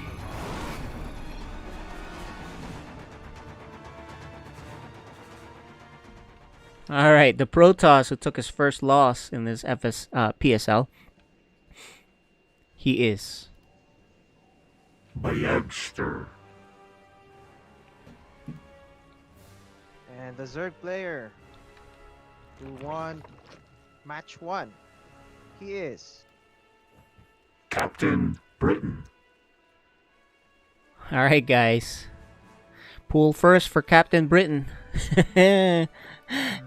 If you're Bayagster, once you see a pool first, I think, you know, his 2 gateway defense was good, but I would make an extra shield battery at least, and, you know, make sure that the links don't get in. Whatever the heck Mr. Britain's gonna do. And look, he's not getting gas, so it might be something similar again. Right? I don't see a drone out though.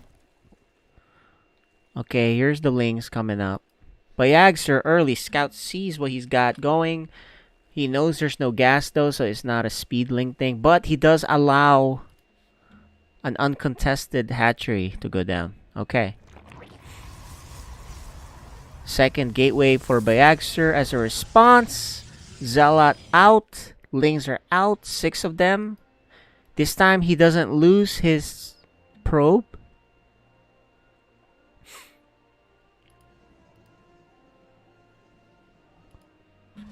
There you go. After he kernels that, he should get an adept right behind it, and then, or maybe another zealot. Oh, he does have another zealot behind it, and then he's gonna put in this shield battery, and just make sure that he doesn't get in.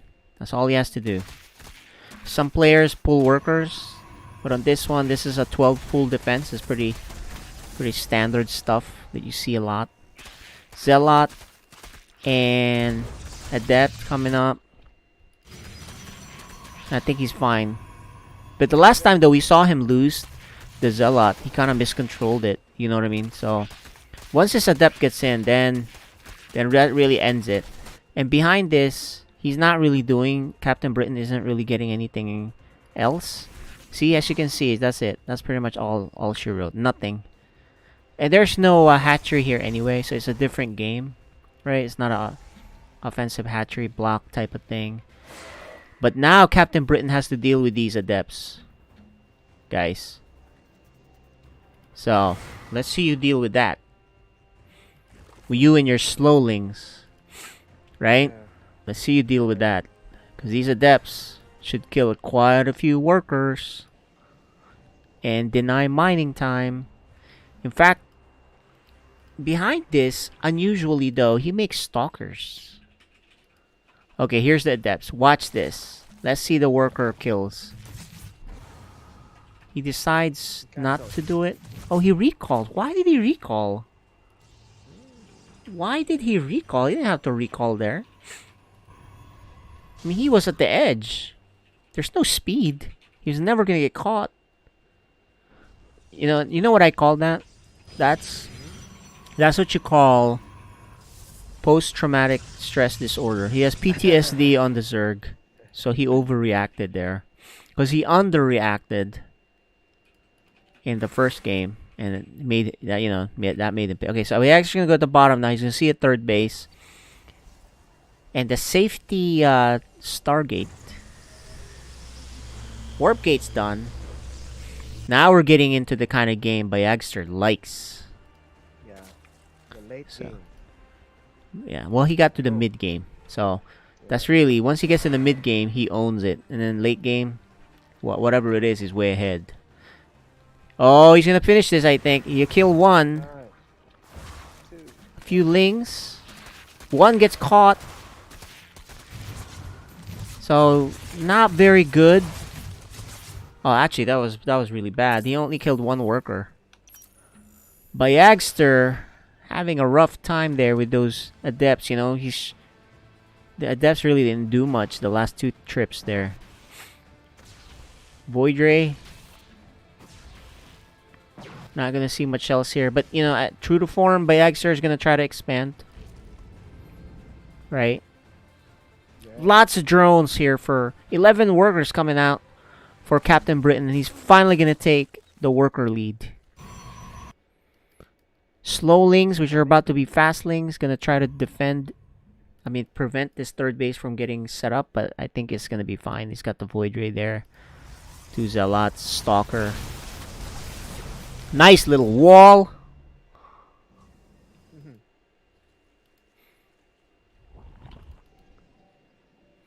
And Oracle after that. Void Ray. Yeah, Oracle after the Void Ray, and then he gets the Twilight. Here's a funny thing. Look, he even makes a shield battery at home in case there's some sort of link drop. Right? Or maybe he was worried if this goes down, and some links get through. So, third base getting all set up now.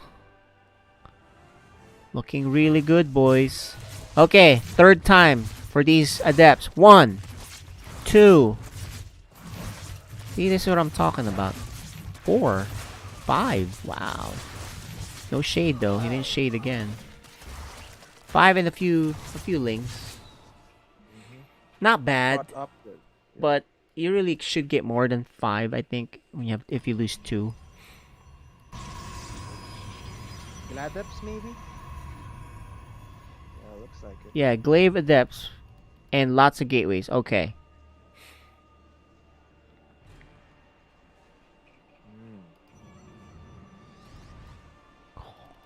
Look at all these adepts, man.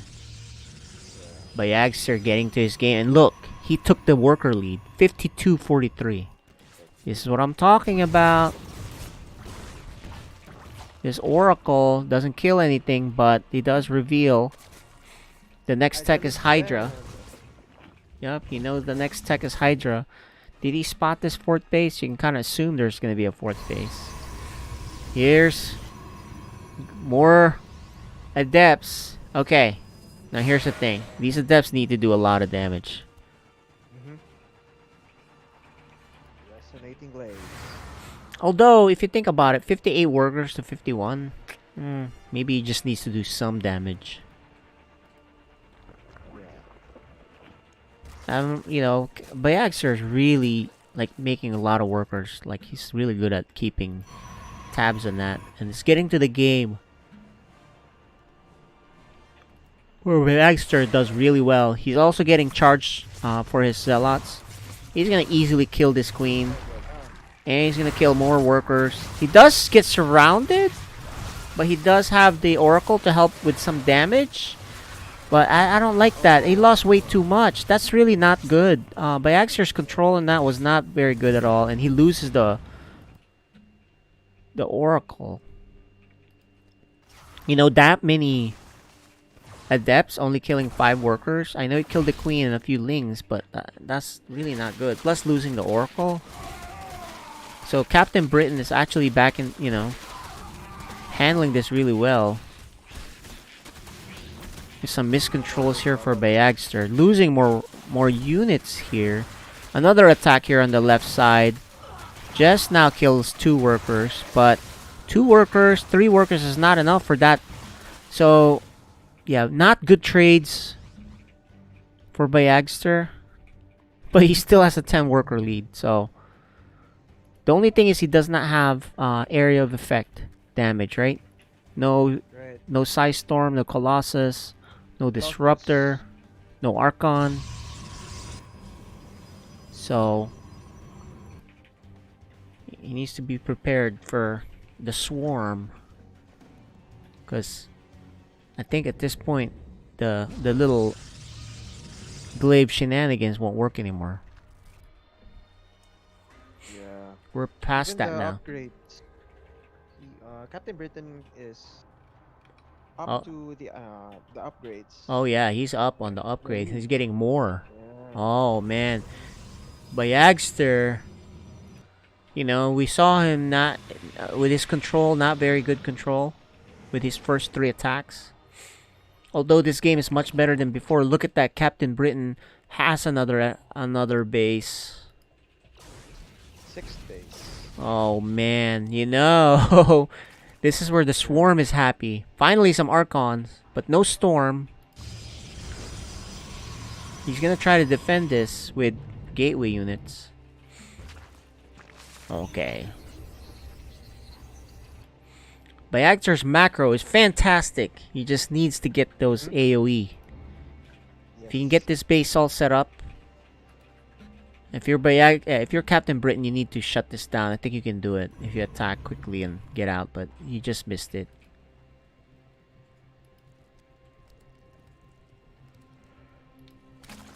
What's he planning? Okay, well, here you go. Here's an attack. You're gonna get in there. Here's the Protoss units. He's gonna make him back off though. Kills 8 workers, so that's good. But Bayagster does save this base. A big attack on the other side too, but there's a nice wall there. An attack here on the other side that's not gonna kill the hatchery because he didn't target the hatchery. Pretty good slugfest going on between these two. Oh, these banelings. Oh no. These banelings. Good storm. Nice defense. Alright, man. This game's actually pretty good. This game too. But I think Captain Britain is in a good spot right now. He can't even upgrade anymore. Because he needs a hive now. Now here's where Bayagster will do well. Oh, nice attempt here. But this is what Bayagster does well. This prism thing, right? He needs to clean that up. He's trying to bile it, but it's too far. So, oh, but he's... is he F2ing? What's he doing? Oh, there's a nice attack here at the bottom. There. Here's a big thing. If Bayagster kills this and runs away, you know, Mr. Captain Britain was distracted with the prism. Yeah. Nice attack by Bayagster. He now knows there's a base at the bottom by these drones going down. Right? And he warps in some units here to clean this next base up. He knows about the bottom base. I'm surprised he didn't go down there. But I guess he wants to be safe that he doesn't lose his army. Correct. So he's going to save the army. He will kill this base. The prism finally dies? I think the prism finally dies. And that's a big deal. Because that's Bayagster's power, the prism. And now Captain Britain has a monster of an army though. Look at this supply. 112 armies, like double the size. It's powerful. The swarm is coming to get you. And he's still doing these run-bys because he wants to kill that... Well, he did kill that base. But can you handle this down here at the bottom left? Can you handle this army? You need disruptors. You need something. He only has gateway armies. He actually is fighting with the probes. And actually... I think if Bayagster can't defend this, he's just dead. More immortals. That's just too many Zerg, man. Yeah. The Zerg is coming through with a big upset. Unless, okay, he's gonna scare him off with some storm. But unless he saves his base, he's still dealing on the top also. Unless he saves his base. Look, Captain Britain wants to kill that base. Ooh, he doesn't.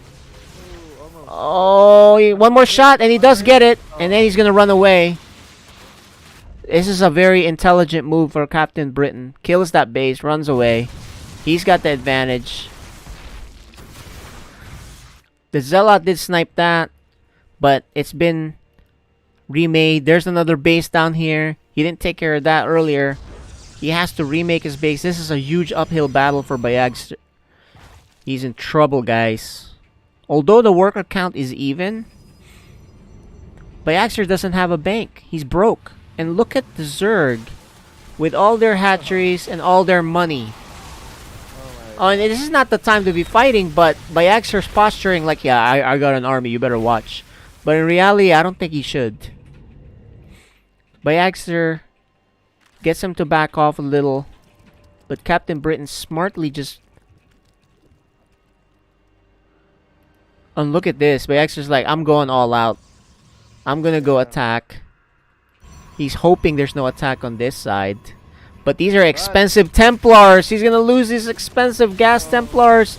The attack on the top right is gonna kill a base, but you know, is that worth it? I don't think so. Now he has to go home. This could be it right here, guys. Yeah, unless... He's gonna lose 2 Archons. Yeah, there you go. Let's zoom out and see what's happening. This is about this play. Can he do it? Baxter, that's a lot of Archons.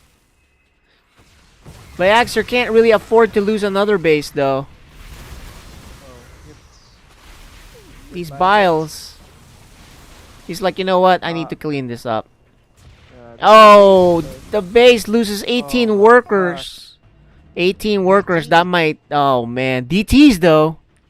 Yeah. You know what? He did notice there's no Overseer. And the Hive Tech is coming, guys. Morlings and Banelings on this side. Yo, these DTs have now announced their presence. And there you go. There's the Overseers to clear. No base there to clear. Baxter desperate for a 4th base. He's broke. Meanwhile, Captain Britain has 4,000 and 3,000 in the bank. Captain Britain is close to maxed out. At this point... Oh, did he have 2? I think he have 2'd his army. He took the Overseers that were supposed to stay here. But that's fine, because he just killed all 4. This DT might clean that up. Okay, so Baxter... Okay, good trades here for Baxter so far. But you know, it's the upgrades too, right? Remember, you mentioned that he's 2-2. Yep. And he hasn't actually updated. Yeah, Hive is done. Okay, so he can go 3-3 now if he wants. Yeah. He does save this base. Swarm hosts. Swarm host, huh? Yeah. Okay, let's get back into the close-up of this. This is Protos's army. They have to live for a while. He only has one Colossi. Oh my gosh. Okay, here it is, guys. This could be it. This could be the final battle. Will it work, guys? The probes! 21 probes. Okay, this is easy. Yeah. Pretty much. My X-ray is also dried out, so... Yeah, Baxter's broke. No more... he's got a secret base here, but... What an impressive game by Captain Britain. He's like, you know what? I am going to just attack you early and often, and I'm not going to let you have the game that you want. Right? Because we saw how... Well, look, I think this is an F2 for Baxter. These guys were up here in the top right. The last stand here is the Alamo. Lots of Banelings. We're gonna see Captain Britain move on. I don't see any way where Baxter comes back here. It's a GG.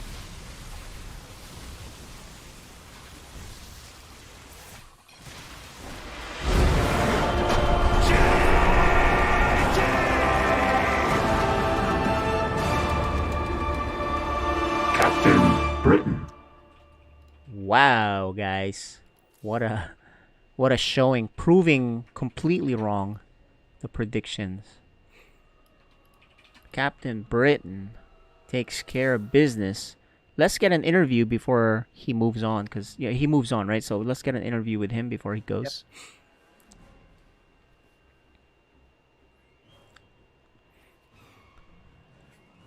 So he had a plan. Can you hear us, Captain Britain? He's on mute. Hold on. I He mean, can hear he us. has to unmute. Okay, I'm messaging him. Let's let him. Yeah, he's got to unmute first so we can ask him a few questions. Real quick. In fact, this. So, All right, I There we think go. he can hear us now. Congratulations, Captain Britain. Very thank you. nice showing. Did you plan? Like, you already had planned builds, right? I just figure I go for 12 pool like usual. I usually do against Protoss because I'm really bad against Protoss, so I just do 12 pool and hope they don't know how to defend against it. Yeah, the first game, he didn't defend well with your hatchery block Yeah, too. But the second game, he yeah, defended really well, right? yeah, yeah, So what was your plan on yeah. the second game? Because, it's great start for him, right? Hmm, yeah. Well, I figure first game I'll go all in with the hatch. Then second game I go a bit more eco because actually I didn't go with 12 pool. I went 13 pool Mm-hmm. this time, and then I went a bit more on the eco. I stopped after 8 Zerglings. I just started building drones. Yeah, I saw that. Then yeah, once I saw his nexus wasn't even up yet at the end of all that, I knew I was really ahead. Nice. Um, so how did you prepare for this tournament? Just ladder games. Ladder games. Nice, nice. And how long have you been playing StarCraft 2? uh, I just really started playing like maybe about 2 years ago. Maybe just about the time Cyril got like started to get really good. Like about Yeah. that time. Well, that's when he broke into the scene, international scene as the best player, right? Yep. And so I Yeah. guess is he your favorite Zerg player? Of course, Cyril's the best. There you go. And no one can argue that he's not the most dominant player in the last 2 years for sure. Great. So any shout outs you want to give? Players, teammates, friends that helped you, etc. Thank you to all the fans. You know, don't. I'm just kidding. No, I don't know. Just yeah, to my friends. Some of them are watching the stream right now. Yeah, that's it. All right. I'm really surprised I won, honestly. Like, once Yeah, I got yeah. into the lobby, I saw his rank, Masters 2. I thought I was fucked. Yeah, you played really just well. Yeah, and that's how you had a game plan and really just throw him off his game, and it worked out really well. Yeah. So nice job. You will be moving on to the round of 16. You'll be seeded into who knows who, right? So you'll have plenty of time to practice, but you do represent the Zerg race. So congrats on representing the race well with a different kind of play, which is early game harassment, and then that's it. So you're the 12 pool man if you think about it now, right? So Yeah. all right. Well, we'll see you in the next one. Congratulations, guys. We'll move on to the losers match. We'll get that set up. Have a good evening. All right. So that's the player, Mr. Captain Britain. Very impressive showing for him, guys. We'll take a quick break while the next games get set up, and we'll have a word from our sponsors, which is, of course, Lanix.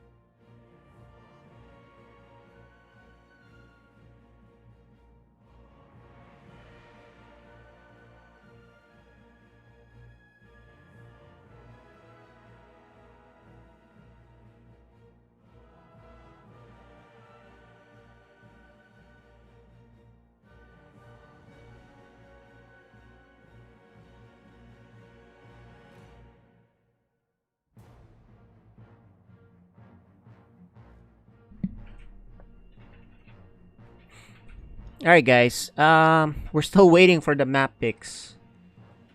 I was talking to the admin, sorry. Uriel versus Azin. Who do you guys think? Who do you guys think is gonna win? We have a little bit of a lag here on the pick by Azin. Did he get booted?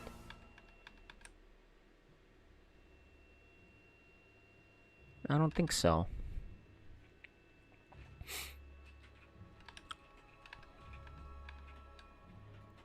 Yeah, Azin's taking a while to get his second pickup.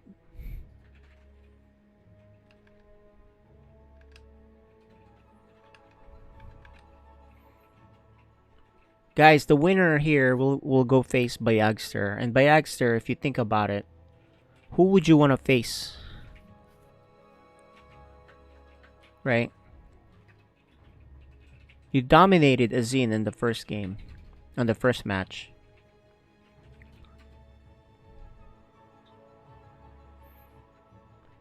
So Azin may be ready for it. Maybe he has a new pick and maybe he got inspiration seeing how Bayagster lost. So do you want to face Azin on a rematch? Or do you want to face the Terran player Uriel?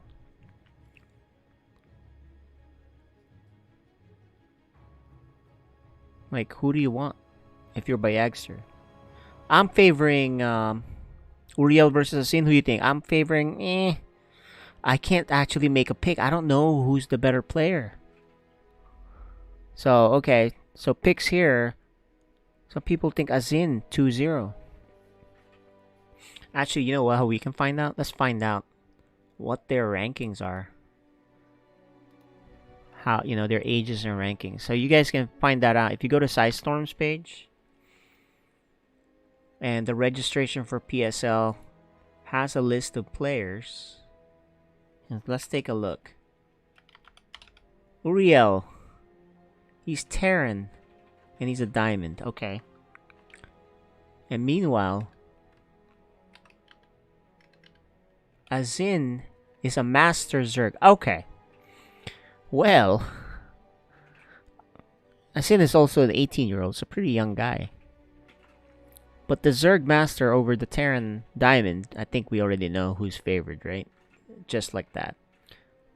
But that doesn't mean there's no upsets that can happen. We shall see.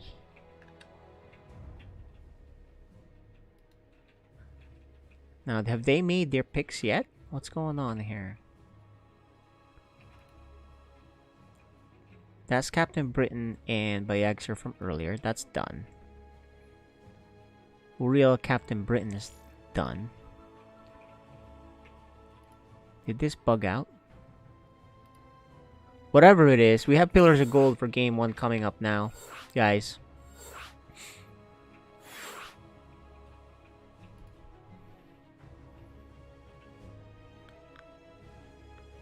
So, Azin 2-0 is one of the guesses here. I don't know how close this is going to be. I don't know if it's Master 3 versus Diamond 1. But that's part of the mystery.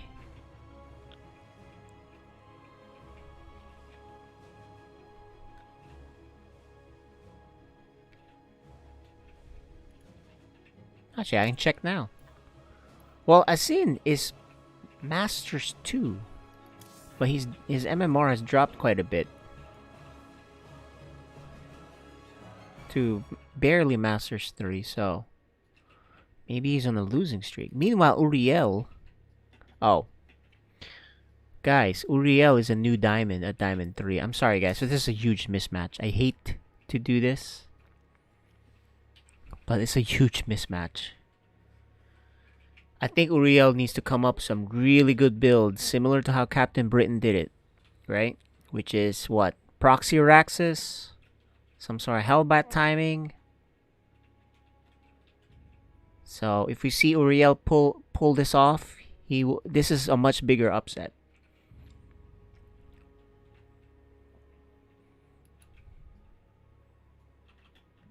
Much bigger upset if he pulls it off. So a lot of people are going to be rooting for the underdog here, and that's Uriel. Maybe he can do it, guys. Maybe he can do it. And if you're Bayagster, well, guess what? You're rooting for the upset too.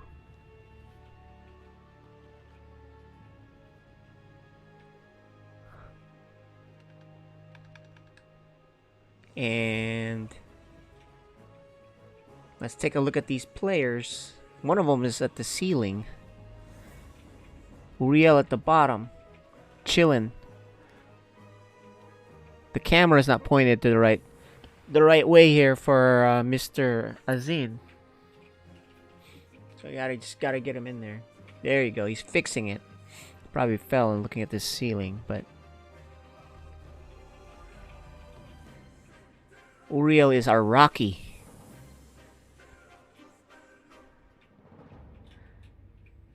Uriel looking for the upset against Drago. He's our Rocky. Can he do it, guys?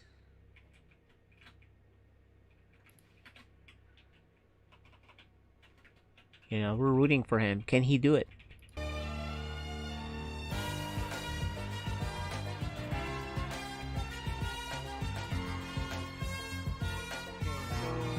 Jihan is just having trouble with his internet. He's fixing his Discord now. Okay, we'll wait a little bit, but we got Rocky here versus Drago. Actually, Rocky versus Mike Tyson at this point.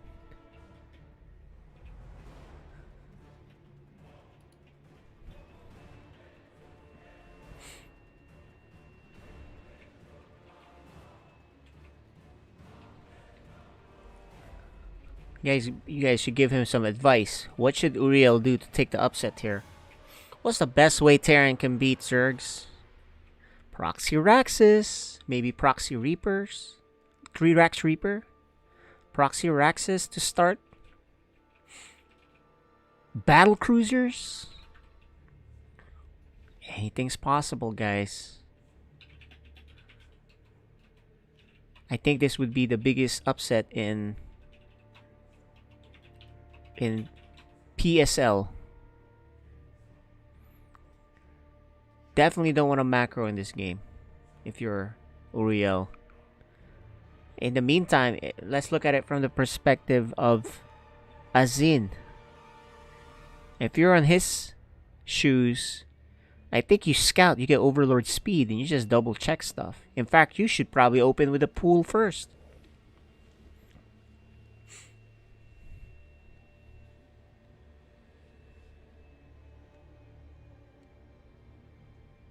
Gonna be rough, guys. Can we do it? Can we pull it off? Guys, welcome to the game. The match. This is the losers match. I am your host, Freedom, aka KJ. I wanna welcome you guys here.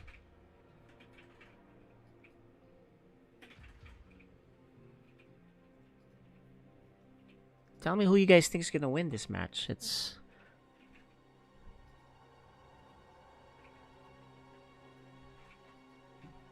Mass Banshees, huh?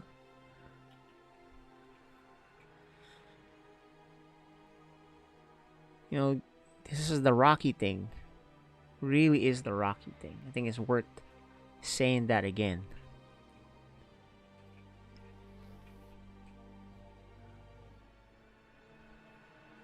You know, maybe Uriel's been watching some Ruff. Ruff has some builds, if you guys don't know. Maybe Ghost. Fast Ghost. Right? Uriel. What is going on in his mind right now? I mean, he... As I look back, if you look at his profile, he was Platinum last season. So he's been on the rise. Meanwhile, Azin was Masters 2 and is down to a Diamond 1 MMR. He's been losing. So one guy is on the way up, the other guy is on the way down. When are they gonna meet? How close are they? We don't really know. Maybe we should make some bets. Alright, how about this? I'll give you guys something cool.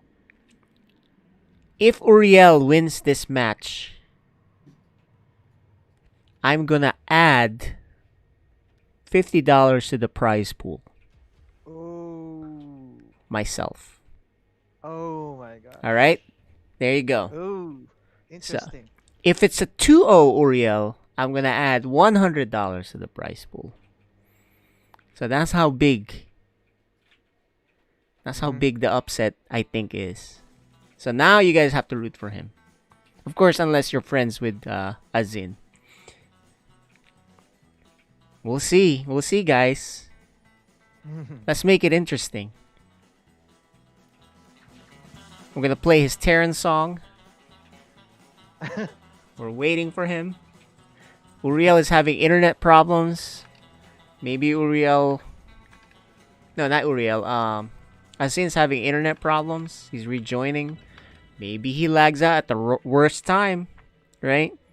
Maybe his banelings don't connect. Maybe he runs his mutas into a lot of Widow Mines. But I'm putting money where my mouth is. A bet. I'm putting a bet. Okay, let me add that.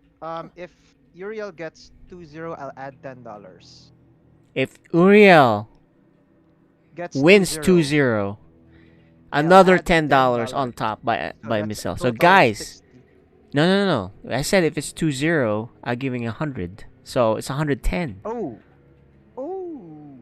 I'll get the 10% of that. There you go. I'm putting it in the prize pool. $110. Yeah, we're putting 110 into the prize pool. All right? Okay, he's waiting for you. Mizal, I think he's ready. Let's move him up on Okay, Discord.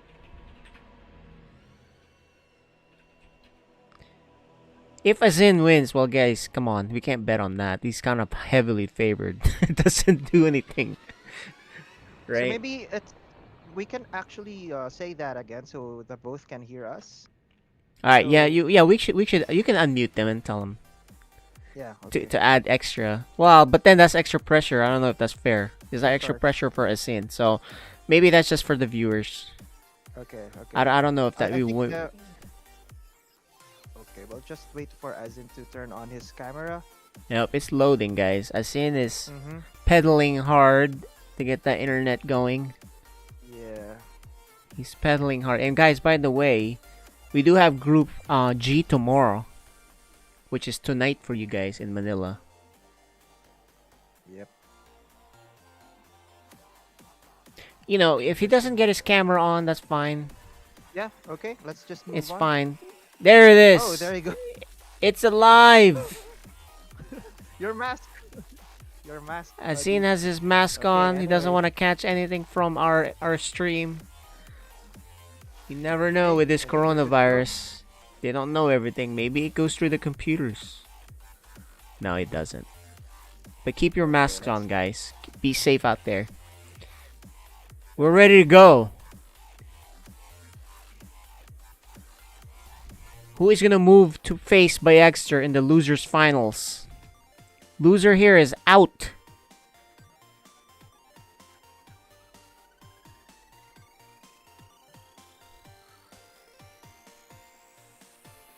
Okay. Let's go. go. Let's do it, boys and girls. Match is starting. It's Uriel versus Azin. Azurg versus Terran. I'm excited.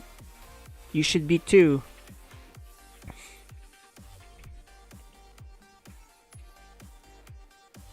Guys, this is it. Storm StarCraft League Season 1 Philippines.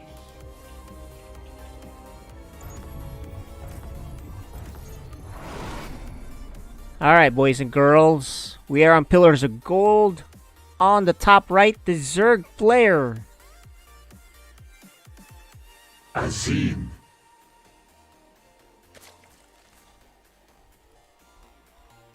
And on the bottom left, the blue Terran. He is Uriel. Uriel, aka Rocky. Let's go, Rocky. 10. That's right. Look at this. Rocky's getting Uriel Rocky's getting gas first. So probably a faster Reaper. But as predicted, Asin's gonna play it safe, pool, and then gas to start off.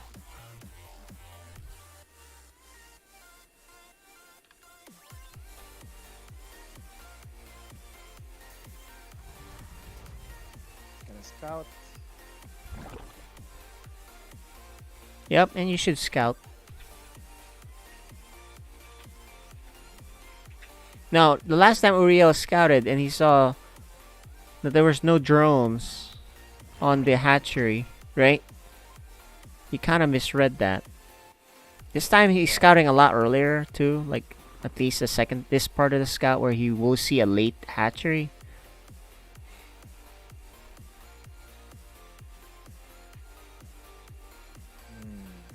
Uriel sees a late hatchery, so he has a Reaper coming.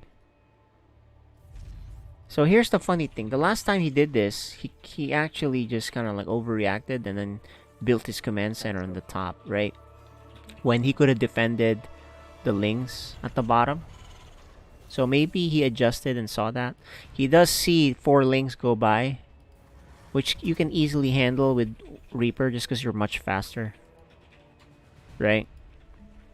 Oh, and there's a Roach Warren. Okay. Azin's gonna put him to the test now. Okay. Okay, I think this is what he's gonna do. He's gonna make a wall, maybe with bunkers. No, but this isn't TVT. Yeah, you need a bunker. What's he doing? This is not a Reaper thing. He has the factory. He's got that. He's like ready for a big ling attack. Oh, look at this. This is clever. This is fine because there's. Oh, I wish he kept that longer. He canceled it, so then he can see roaches are coming his way. But he did, you know. The problem is this Overlord can see on the high ground and come bile. This Reaper really needs to go and scout the map because the roaches are coming his way. He needs to see that coming. It's not a normal game, Uriel. You need to be ready. There you go. He's got the tech lab. He has 1 bunker to try to hold off things, but it's not a normal game. The Reaper's gonna miss it. Goes on the left side. But this is only 4. Okay, this 4 roaches. He just misses it though. Yep. Okay. So he's gonna see the Roach Warren. Yeah, he sees the Roach Warren. And yeah, this is the Lambo talked about this build actually, where it's the 4 roaches. Oh, but he has burrow. This is actually kind of cool. So his goal is to really kill workers. He's gonna back it off. Good scan. Kills 1. That's good for him. Burrows. That's only 3. And there's the tank. That'll end the shenanigans. However, oh, miss rally by Asin. Look at all these drones. Oh, no. I think he's safe. Nice job. He's over pulling here, but I think he's safe now. He's got the. So overall, pretty good defense. He probably can get a Banshee. He has a 3rd command center. So this is looking really good for our Rocky here, Uriel. Yep. Some slow lings. Speed is a long ways away. He even makes a turret for the burrow because he's afraid of burrow roach movement.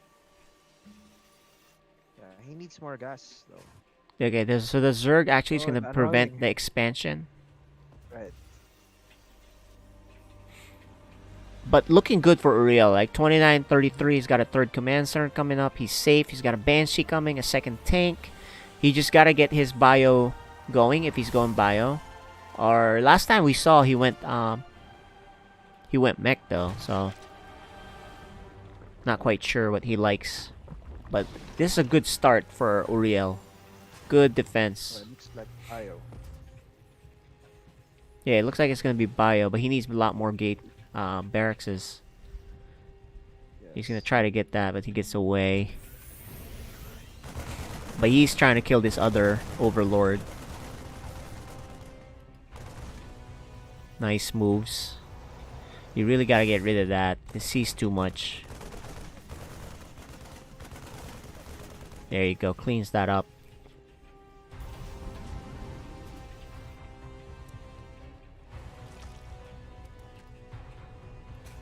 Yeah, earlier he pulled like 5 drones by mistake. I've done that once in a while. More Raxus, but the problem is his stem upgrade is gonna be super late. Yeah. But he does have his bio upgrade coming, so that's the good news.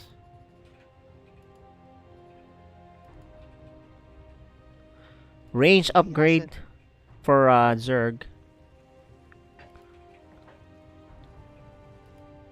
Right. Creep spread is good. Zerg is just droning. But look at the worker count. It's pretty close still.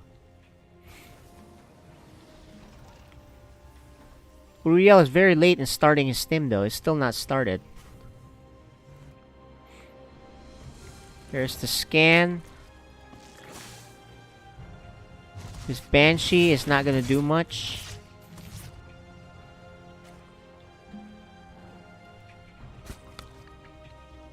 I think this Banshee's trapped. Yeah. At least he gets a couple. Yeah, he gets a couple of workers. Oh no, he's gonna lose it. Oh, miscontrols that. But here's a big push. Okay. This is Rocky's chance. I think if he gets settled and holds the high ground with tanks and starts reinforcing it, he can make it happen. But he backs off. It's gonna be Roach Ravager instead for the Zerg, actually. He cleans that up. He's like, alright, dude, I'm trying to land. Oh, what a shot! That was a Luka Doncic shot right there. 3 points. Yeah, that was absolute. I'm glad we saw that because he basically just calculated and then boom with the biles. If you guys look at my Twitter, I tweeted something similar where one time I hit 4 Banshees with 1 shot and the Terran immediately GG'd. So I have a video of that on my Twitter, so if you guys check it out. But once in a while that does happen. So Uriel unfortunately loses the army there. But otherwise he's actually keeping tabs. Keeping tabs, keeping pace. he drops one guy just for that one thing. That's hilarious. He was like, wait, I forgot something. Bam. Oh, that's a good move. Liberators. Okay, he's doing these like stim things and then he backs off.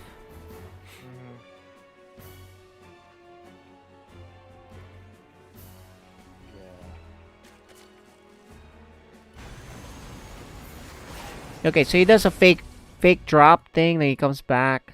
This one is a real drop, but you better watch out. That's Luka Doncic there. Ooh, just escapes. I think it's time to go back. Yeah. The commitment. Another big drop coming on the right side. We'll run into a few things in there. Is there a fourth command center? No fourth command center. His upgrades are going. Nope. Can't do much there. He actually doesn't even venture to go drop on the other side. This guy is precariously hanging out here, man. This is like 1 shot away. I think I would drop this and repair. There's the fourth command center. In the middle of the map. Oh, I think he forgot about this.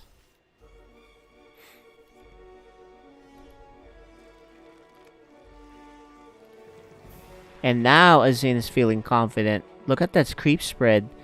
Now this is a problem. The creep spread is ridiculous. More bases coming up. Uriel, I think, lost his window. Yeah. You know? It's gonna be Roach, Ravager, Hydra, Lurker, lane game. But he is going Spy right after this. He stims. And here's a big attack. Let's zoom out and see this in full action. Fast lift there. Attack on the left side. Good defense there. I'll force it back. But he's preventing this fourth base. While Zerg is comfortable. Look at that creep spread, man. Mhm. You know, with that kind of creep spread, maybe you need to make a Raven. So you're saving your scans for things that matter. Or at least muling or something. With Hellions, maybe. Yeah, but actually he doesn't even have a tech lab on his. Yes, getting Ghost with a cloak. Alright. The really good Terrans know how to handle Ghosts, right? They know how to do all that stuff really well. So, for Uriel to come back in this game, he's gonna have to be a really good Terran. Yeah. Like, cause he's behind. Look, Zerg is maxed out right now. They got the map. They got the whole map. Nice bile there to kill. Kill that. His tanks are too far to discourage these. Oh, and you really don't want to stim there. Definitely don't want to stim there.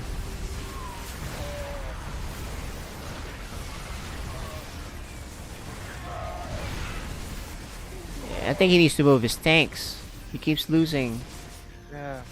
that in there. And now there's a Viper. Yeah, he just yank all that stuff out. His tanks are too far. Oh, but he does have a Ghost. Can he EMP? He EMPs. But not until after a tank was dragged. There you go. He's gonna move a tank closer. This attack on the left hasn't really done enough. Does call, well, maybe it's just a nuisance. Yeah. His tanks are still too far. Okay, there's two more Vipers. They're probably gonna yank these two tanks.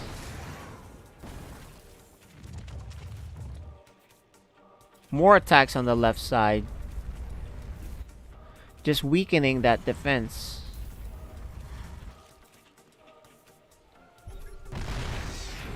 Uriel is getting squeezed out here.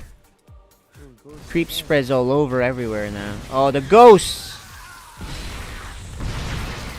Good snipes. You know, Uriel has potential to be a really good Terran. He's got some really good control on the ghosts, but the problem is Zerg is just all over the place. Look at that. Yeah.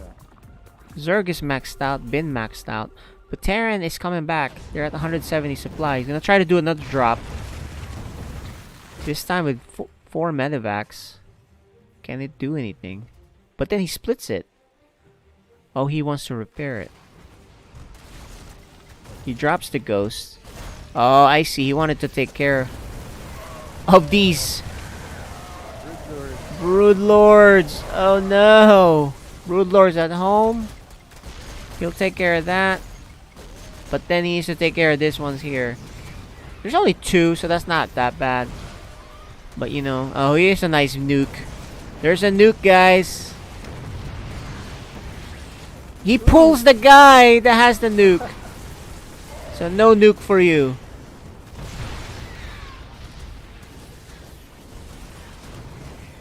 An attack on the left side too to cause problems, and on there. Keeping him busy.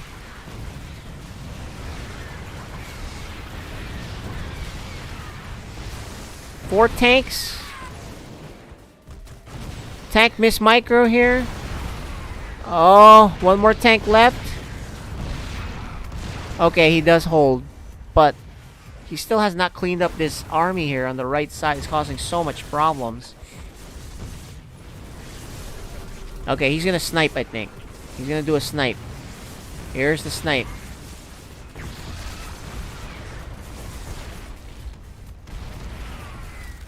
Okay, that's good. But then there's more Broodlords. Time is running out here for Mr. Uriel. He's taking a while to clean this up. And oh no! This is a massive lurker army here on the right side, on the left side here. And that's gonna clean up this base. He's gonna be forced to lift if he has time. Meanwhile, these Broodlords have transformed. He's got his hands full. And he's gonna GG out.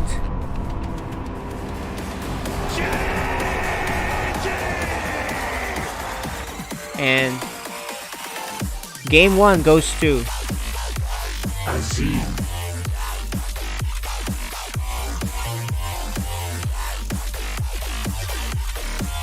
Alright. Rocky is trying to figure out what to do. You know, he had a really good start. But I think when he kept backing off, he really needed to be more decisive, right? Like he kind of got scared of dropping. It's either you drop, cause problems, or you go for a big, siege on the top there somewhere, right? That's my opinion on it. I think you can't let him get that comfortable. Zerg had the whole map. And he was squeezed out.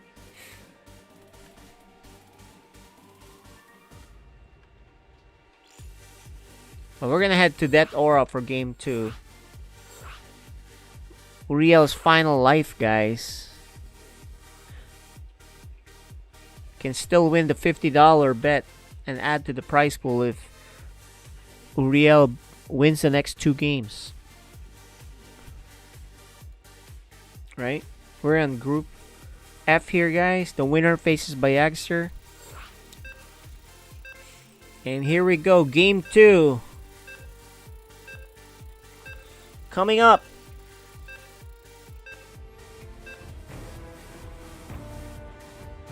Storm StarCraft League Season 1 Philippines.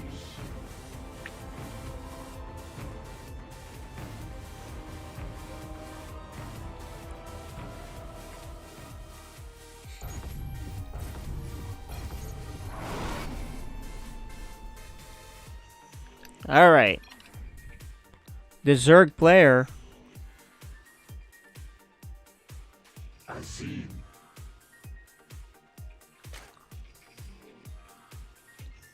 And the blue Terran player. Uriel.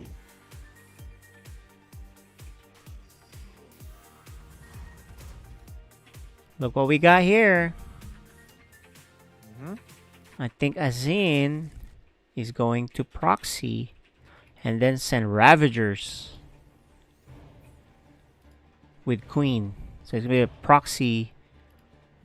He's going to proxy, make a hatchery here, and then from there produce Ravagers is my guess. And then a Queen push. Which means, Banshee defense won't work that well because there's the Queens. Now, if you're Uriel, you need to see that there is no hatchery. Yep. And that there is no hatchery after. You saw there's no hatchery. As in, there's no hatchery still. Right? Like, you need to see that. So you need to hang around and see that there is no hatchery being made. So there's the gas. So this is gonna be a Ravager build here on a proxy hatch. If you guys are wondering how I know all these things, well, I play Zerg. I know these tricks, man. A Master Zerg from Asia server, right? Yeah, I got Masters. You were Master. Yeah, I got Masters 2-3 times in Korea server, but then the meta changed where there's a lot of Ling Bane and I couldn't do it anymore because it's too laggy. I can't play Ling Bane with 250 ping, No. right? So I stopped playing. But yeah, I've reached Masters 1 as Zerg a few times, right? And even in Europe, so but never got to Grandmaster. It's too hard. You need a lot of practice. But I also started playing Protoss, so I understand that. And look at this. Uriel sees the hatchery, so he knows. Bunker 1 and 2 already up. A little bit late on the factory, though. He finishes this, he finished it. Because he was too busy. The only good news with that is somehow you can transform one of your buildings to a fortress, I guess. But... okay, he knows. If there's queens there, you know you can't do the Banshee thing. But not... he's so far away from a factory, though. I think his build is really late. Yeah, okay. Yeah, it's really late. So he's just gonna have to hold on with just bunkers, repairing bunkers. But at least he knows there's no expansion here. So actually, if you think about it, if you're the Terran here, this is your challenge. Defend this all in, and you got a great advantage, and you can steal the win. But you know, here's the thing: Uriel has 495 minerals. He can make a command center up here. You need to kind of do that if you're not spending fast enough. But he did spend it. Okay, there you go. So he spent it by what? One tank. What did he spend it on? Oh, he makes the command center here. There you go. I'm like, where did he put that money? Alright, so actually I like this. Because he can start using the money there later. But he does lose the... yeah, he has a tank coming too. So this is... Uriel has a really good chance here, guys. Look. Still no expansion. He just hopes that this Zerg doesn't walk by here and sees this expansion. Right. Okay, let's see where these guys end up going. And Zerg's gonna feel good. Oh yeah, I delayed your expansion. I'm good. You can't expand for a while, buddy. Well, guess what? He has a secret base here. Azina's not gonna expand. That's good.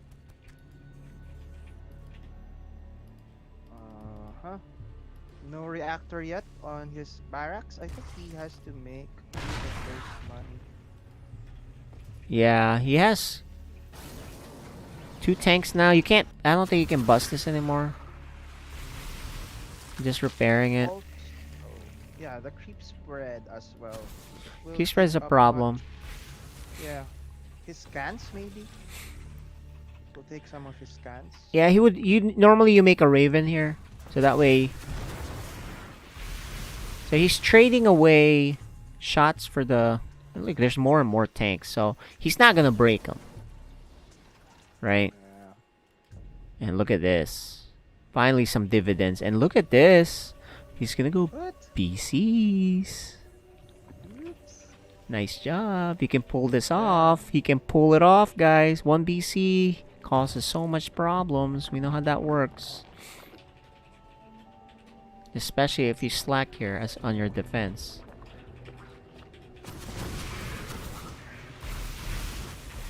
Yeah, this Overlord doesn't see it. Right? He doesn't see anything here, so he's not gonna suspect that. The Ling is like suspicious though. Look at him. Praise Lings everywhere. I think it's time to move his tanks. He needs to move it a little closer so he gets some Yeah. shots out there.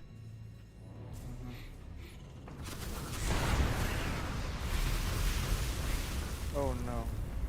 One more hit and it's dead. Okay, fast Ooh. gas. Nice. So 1 BC is about to go Oh, out. he's gonna be within sight. Oh no, this is gonna die. Oh. That one Overlord is the problem. He needs to clear that out. Yamato.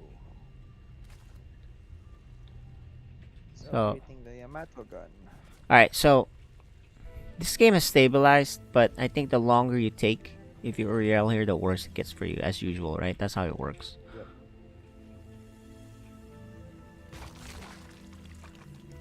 And he's now just gonna say, what the heck are you doing? Well, you're in this one base. What are you doing?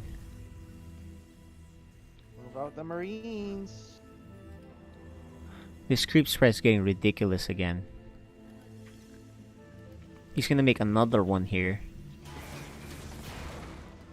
He does have the rich gas. Yeah, these SCVs are on auto repair. And look at this overseer. Gonna look around. Oh. Where's this guy going? He may miss it. I'm not he's sure. gonna miss it. Yeah. I think he's gonna miss it. Yeah. But eventually the creep's gonna get there. The way this is going.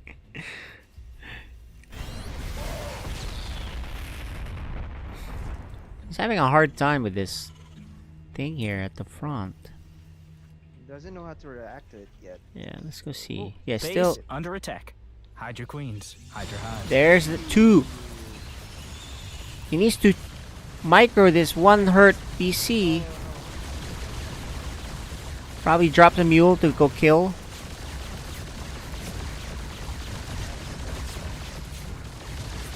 It's a micro. He's gonna just send it home. Meanwhile, these tanks are gonna kill something here.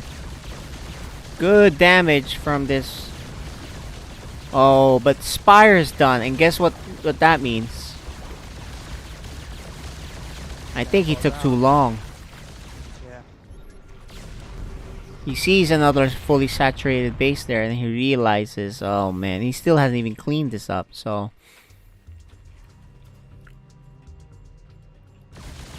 This BC needs to be careful.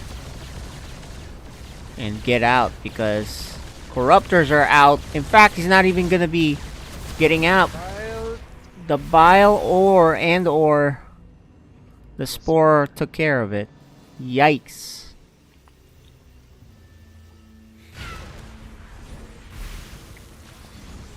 Sorry guys, this is gonna be rough.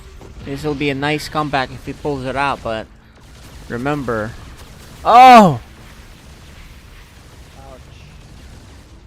Needs to repair it. Does repair it. Still not spotted.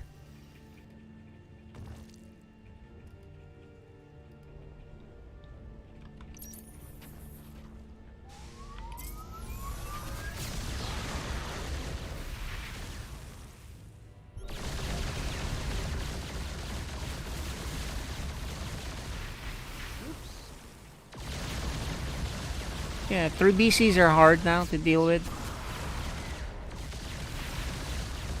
So actually he should be able to clear things out with 3 BCs, but As in actually can finish this already. yeah, he's just being safe, I guess, cuz Yeah.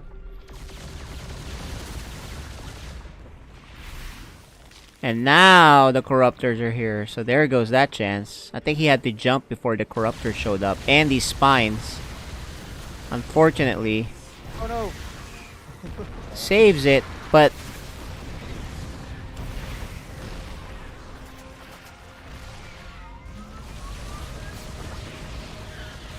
with the repair, can he survive? One BC is gonna... Oh, the biles! 15 workers! But at least he cleans up the corruptors. Here's the biles again! Oh no. Okay. It's so hard to watch. The biles again! It's hard. Oh, but he has 2 more BCs. Alright. 5 BCs are scary. You know, as seems like, how are you making this much money? Uriel could use another pair of gas thing here for sure too, but Yeah. because that's like double, right? 5 BCs now. Alright, 5 BCs are scary with some tank support. And That's he's... a good move.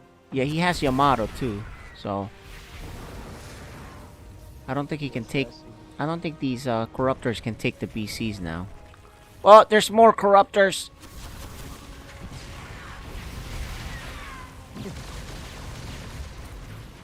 Oh, look at that bench, that quick... What?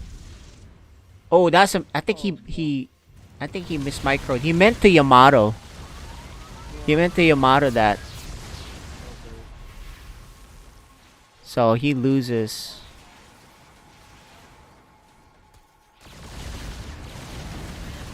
Oh no. Yes, the tank. The beginning of the end, guys. Despite all this, one more BC's coming up. This is just tough. Very tough. He's like using the BCs to defend, which is really not what he wants. He wants to be attacking with the BCs.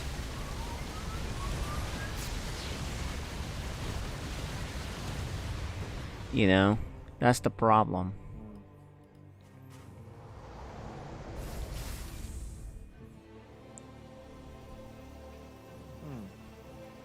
And yeah, he needed to destroy that spire when he first jumped. But the problem with the spire was it was back here. He didn't know where it was. I think if he had destroyed the spire, he had a great chance to come back in this game. Right? But... Oh, look at this. What is that SCV doing there? I think that was a misclick. Oh, he doesn't kill the Overlord. He's gonna join his friends. There's still just 5 BCs. Dude, this is pretty funny because you have like... You have these spores in your base, man.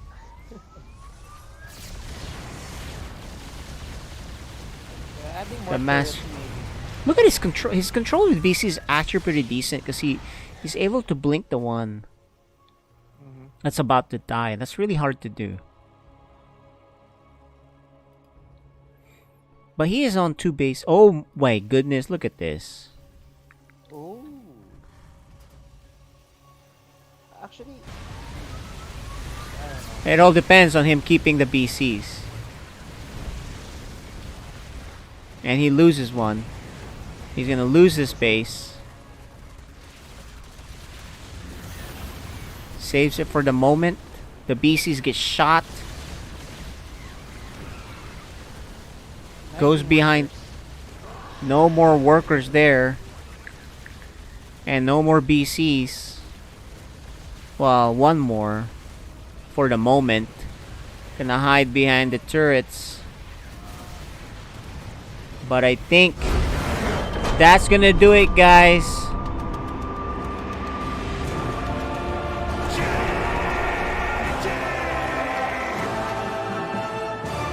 I see. Alright, let's get some interview with Uriel before he goes. hi Uriel.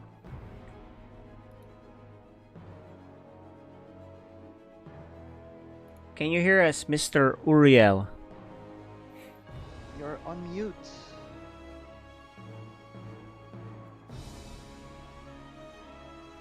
Yeah, okay, let's just wait for him. I'll just prepare the lobby. I'll be back soon. Alright. Alright, Uriel, can you hear us? Yes. Okay, I'm having a little bit of feedback, but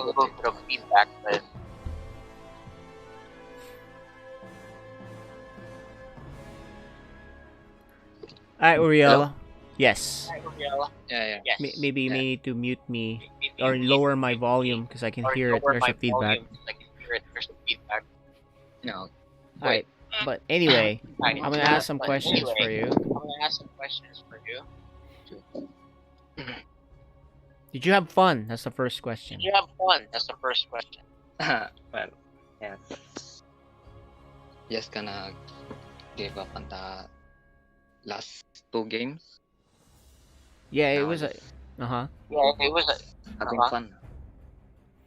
So let me ask you this. Last season you were platinum, and now you reached diamond. You're on the rise, right? When did you start playing? Last 6 months. Yeah, last 6 months. So you're a new player. Yes. Actually, we didn't have internet for another 3 months. Actually, I started last year, and I only played 3 months. Then another 3 months of not being able to play, and then I just recently got to play again at November. When I entered the Cracklinks. Yeah, nice. Very nice. Nice. Let me ask you Very nice. this. Let me ask Do you you go to this. school right now? What are You you go to doing school these right now? days? What are you doing these days? Well, I'm already graduated from college, but I know waiting for the pandemic to end. Gotcha. So you're spending some Gotcha. So time you're with spending some some time SC2. with some Just playing SC2. StarCraft. Did you get any practice Did with you get anybody any here practice with on anybody the here on Pinoy the StarCraft? Pinoy StarCraft? I only got to practice last night, but everything was TVT and Archon mode. TVT. There's no Terran on this one. There's no Terran on this one. All right. Well, All right. Well, yeah, it's really weird because there's yeah, it's feedback. really weird. There's or it's echoing back, Or to it's us, but that's echoing okay. back, to us. Don't But worry that's about it okay. right now. Don't worry about it right now. Give us some shout outs. Give us some Anyone you want to shout-outs. thank, Anyone you wanna anything you thank, want to say. anything you want to say. Not really much. I don't really have anyone to shout out. Gotcha. Um, Gotcha. Well, hopefully we see you on season hopefully we 2, see you on right? season Hope 2, you had fun right? and Hope you had got fun featured and, on stream. got featured on stream. And And best of luck to your best of StarCraft luck to your and StarCraft and family life. Okay. and family life. Okay. Okay. All right. All right. Right. Search my phone. Was low back. Done? All right, guys. That was Uriel. We had a little bit of echo there going on. We kind of have to be a little bit, that's something we have to deal with. Look, the guy just got his internet twice. Didn't get to practice that much, but he did his best. He's at home practicing due to the pandemic. Got the internet, able to join a tournament such as this. It's good to see, players having a chance to compete. It's something to do during the pandemic. And, he's a fast riser, right? He just got StarCraft 6 months ago.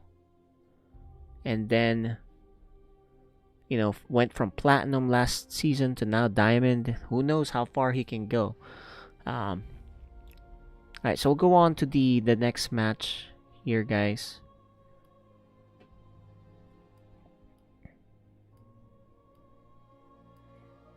See, how do we do this?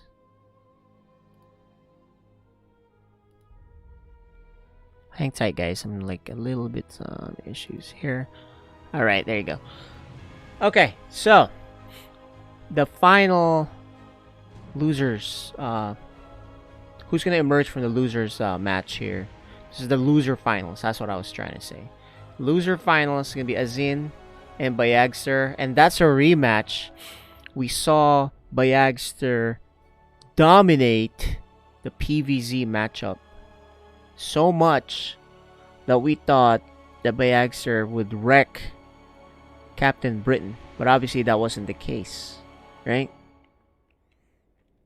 That was not the case. It was actually Captain Britain killing him with some early attacks. So what are we going to see this time around, guys? Do you think Azin, after watching that game of how Captain Britain made him pay, do you think Azin has a different set of builds coming? And of course, if you're Bayagster, you know what you did wrong, right? So we'll see who's going to advance to the round of 16 between Bayagster and Azin.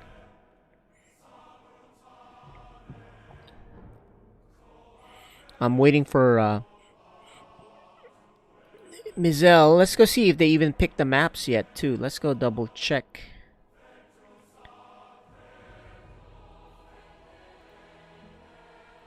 And, okay, so they just started their vetoes. Guys, let's take a quick peek on what that looks like so far. There you go. So, Bayagster and Azin with the vetoes just started. Okay, so we got a bit of time. Okay, guys, this will be the last match. Winner moves on. So at most we'll have 3 games.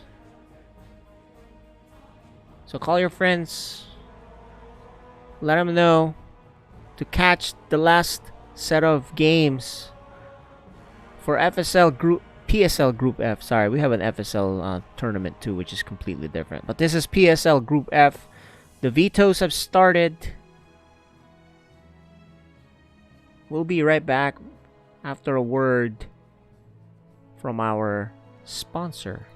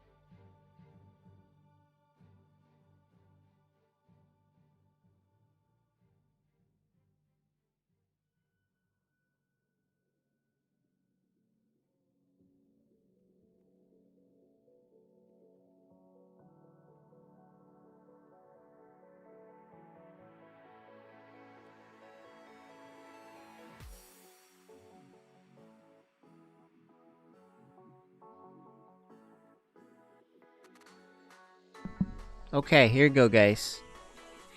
Let's do this. Their camera went out though, so I'm not sure. Did they turn off their cam? Okay, there you go. The camera's coming back on. We're headed now.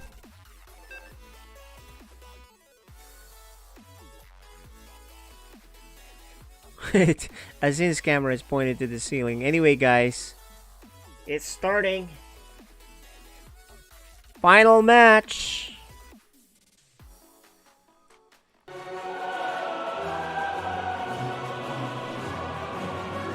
Storm StarCraft League Season 1 Philippines.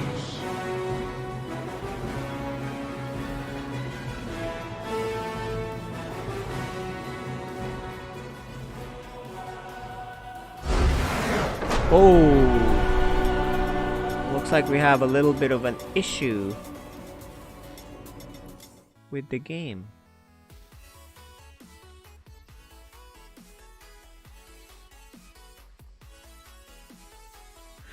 Guys, you guys can watch the VOD of your matches, of the matches that you missed.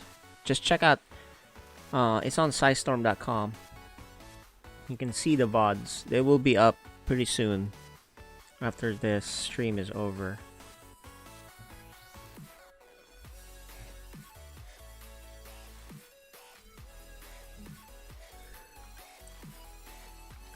Not quite sure what happened to them, but they'll remake.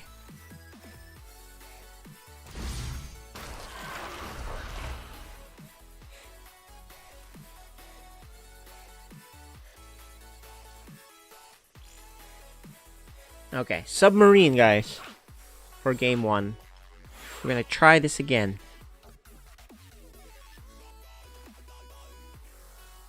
Okay, it looks like Giohan lost his internet connection for his computer. We just need to wait for a bit.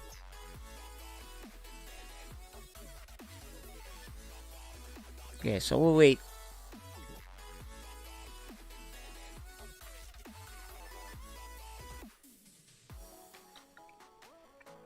So we'll wait for Giohan, aka Azin.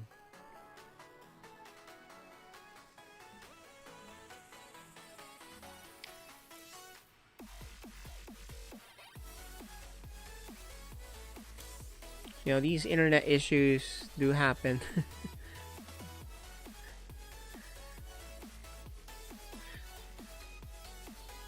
A lot of people complain about their internet here in the US, but when you're dealing with, you know, how things are overseas, you should be thankful. It's kind of like me and traffic. I used to complain about traffic here in the US until I got to the Philippines. You know how bad traffic is in the Philippines? People that aren't from the Philippines, they don't know. Rush hour starts what? Like 4 p.m. People start going home 5 p.m. And you know how long traffic lasts if you get stuck out there? Here in the US, you know, it may be like, oh no, traffic was bad, took me half an hour to get home. Hour. In the Philippines, in Manila, dude, rush hour lasts till like 10:30 at night. It's insane. There's a point there you don't even move. One time I was there with my cousin. We were stuck in traffic for so long. He had to pee. We switched, so I had to drive. He ran out somewhere to pee. Then he caught back up to me. He was so confident the traffic won't move anyway that he had enough time to hop out, go find the bathroom, then meet me a few meters later. That's the legendary traffic in the Philippines, in Manila. Now Cebu's traffic is getting bad too. I was in Cebu a lot. All I'm saying is, if you've ever been in Philippine traffic, you're not gonna complain in US traffic ever again. Never again, guys, will I complain about traffic here. And of course, you know, with COVID, it's not as much of an issue here in the US. I'm not sure if if traffic is back in the Philippines.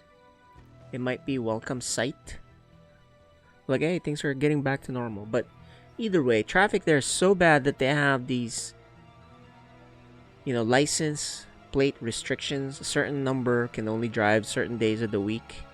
If you have a car and the license plate is whatever, you drive Monday, Tuesday, Wednesday, or something like that, right? That's insane. That is insane. That's like something I'm like, wow. If I ever live there, I'm not working or I have to commute. I have to work where it's like walking distance. That's just perseverance. I mean, that might be just perseverance. That might be just perseverance to the Filipinos, right? I mean, look at. Did you hear what he said? Uriel, when we interviewed him, he said, "Oh, internet on, off, this and that. I was only having it for a few months here and there," and then he practiced hard. That's a guy with perseverance. You hear stories like this all the time. People deal with it. They just kind of deal with it. So guys, if you're those wondering, we're waiting for Mr. Azin to get his computer internet back. He's actually, the one we're seeing here is the phone. I don't want to forfeit these guys too fast. We want to give them a chance to get that settled. I think he's back online now, actually. Mizel, I see him back online. I guess you just have to re-invite him. Hi, he's not online in StarCraft? the game. Yeah, he's not in the He's game, just but I on see in him Battle.net. I see him on his camera, and it's also on Okay. Discord. So here's the story. Giohen is just using his data just to have just to make sure that he has his camera on his cell phone. So yeah, that's just data, mobile data. Yeah, and that's if he plays through his phone internet, it's gonna be hard. But is he also on his Discord through his phone? I guess. Yes, yeah. Have you tried playing on his phone internet through his computer? Oh, yeah. Well, I think they doesn't. I mean, he doesn't have the what do you call that? The Wi-Fi connection for Mhm. his home. Yeah, just. So what's happening? Did he just lose connection, or his internet died, or is there a storm? And those are the kind of things. His internet died. So he may not come back. We'll give him a few more minutes, guys, and see. We want to give him the best, best fair chance to this, guys. I mean, if we're gonna take a look at where he's from, Azin is in Cebu City. So he's actually in Cebu. He's 18 years old. Yeah. Maybe we can have a quick talk with Bagster first. Yeah, let's go interview him let's chat with him while we wait. Get some information on him. Oh no, he's getting up. He's like, alright, this is taking too long. Okay, let's give him like 5 minutes or less. Okay, looks like Giohan will be forfeiting the match. That's what he said? Yeah, he said. Parang forfeit lang muna. Yeah. Sad. Yeah, it's a sad ending to this, but if he's never getting his internet back and he can't hop into an internet cafe anytime soon, then that's just too bad. The other thing we could do is if he can play tomorrow, we can play him. Okay. So I think we can do that because we happen to have a match tomorrow in 8 hours from now, right? So give him that chance. So we won't declare the winner. It's up to Bayagster if he wants to give him that chance. But I think if he feels confident he can beat him, he can do that. So you let us know. Mizel, you can coordinate it. Let me know what's happening.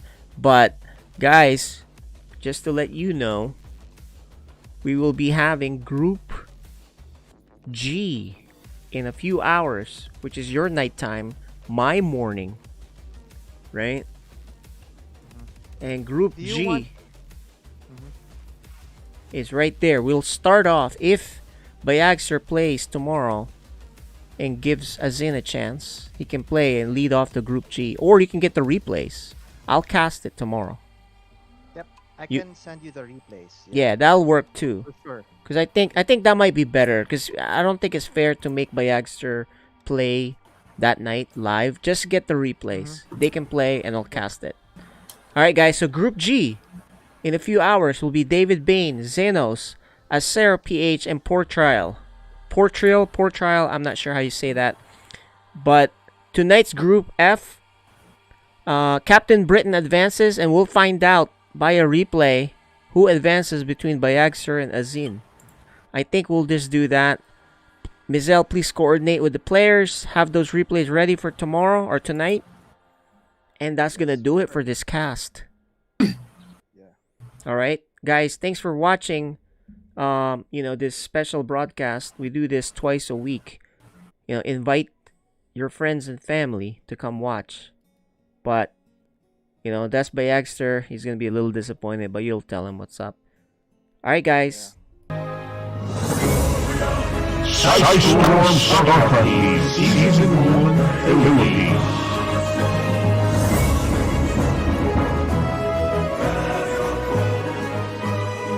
Have a good day, guys. We'll see you in a few hours. About 8-9 hours.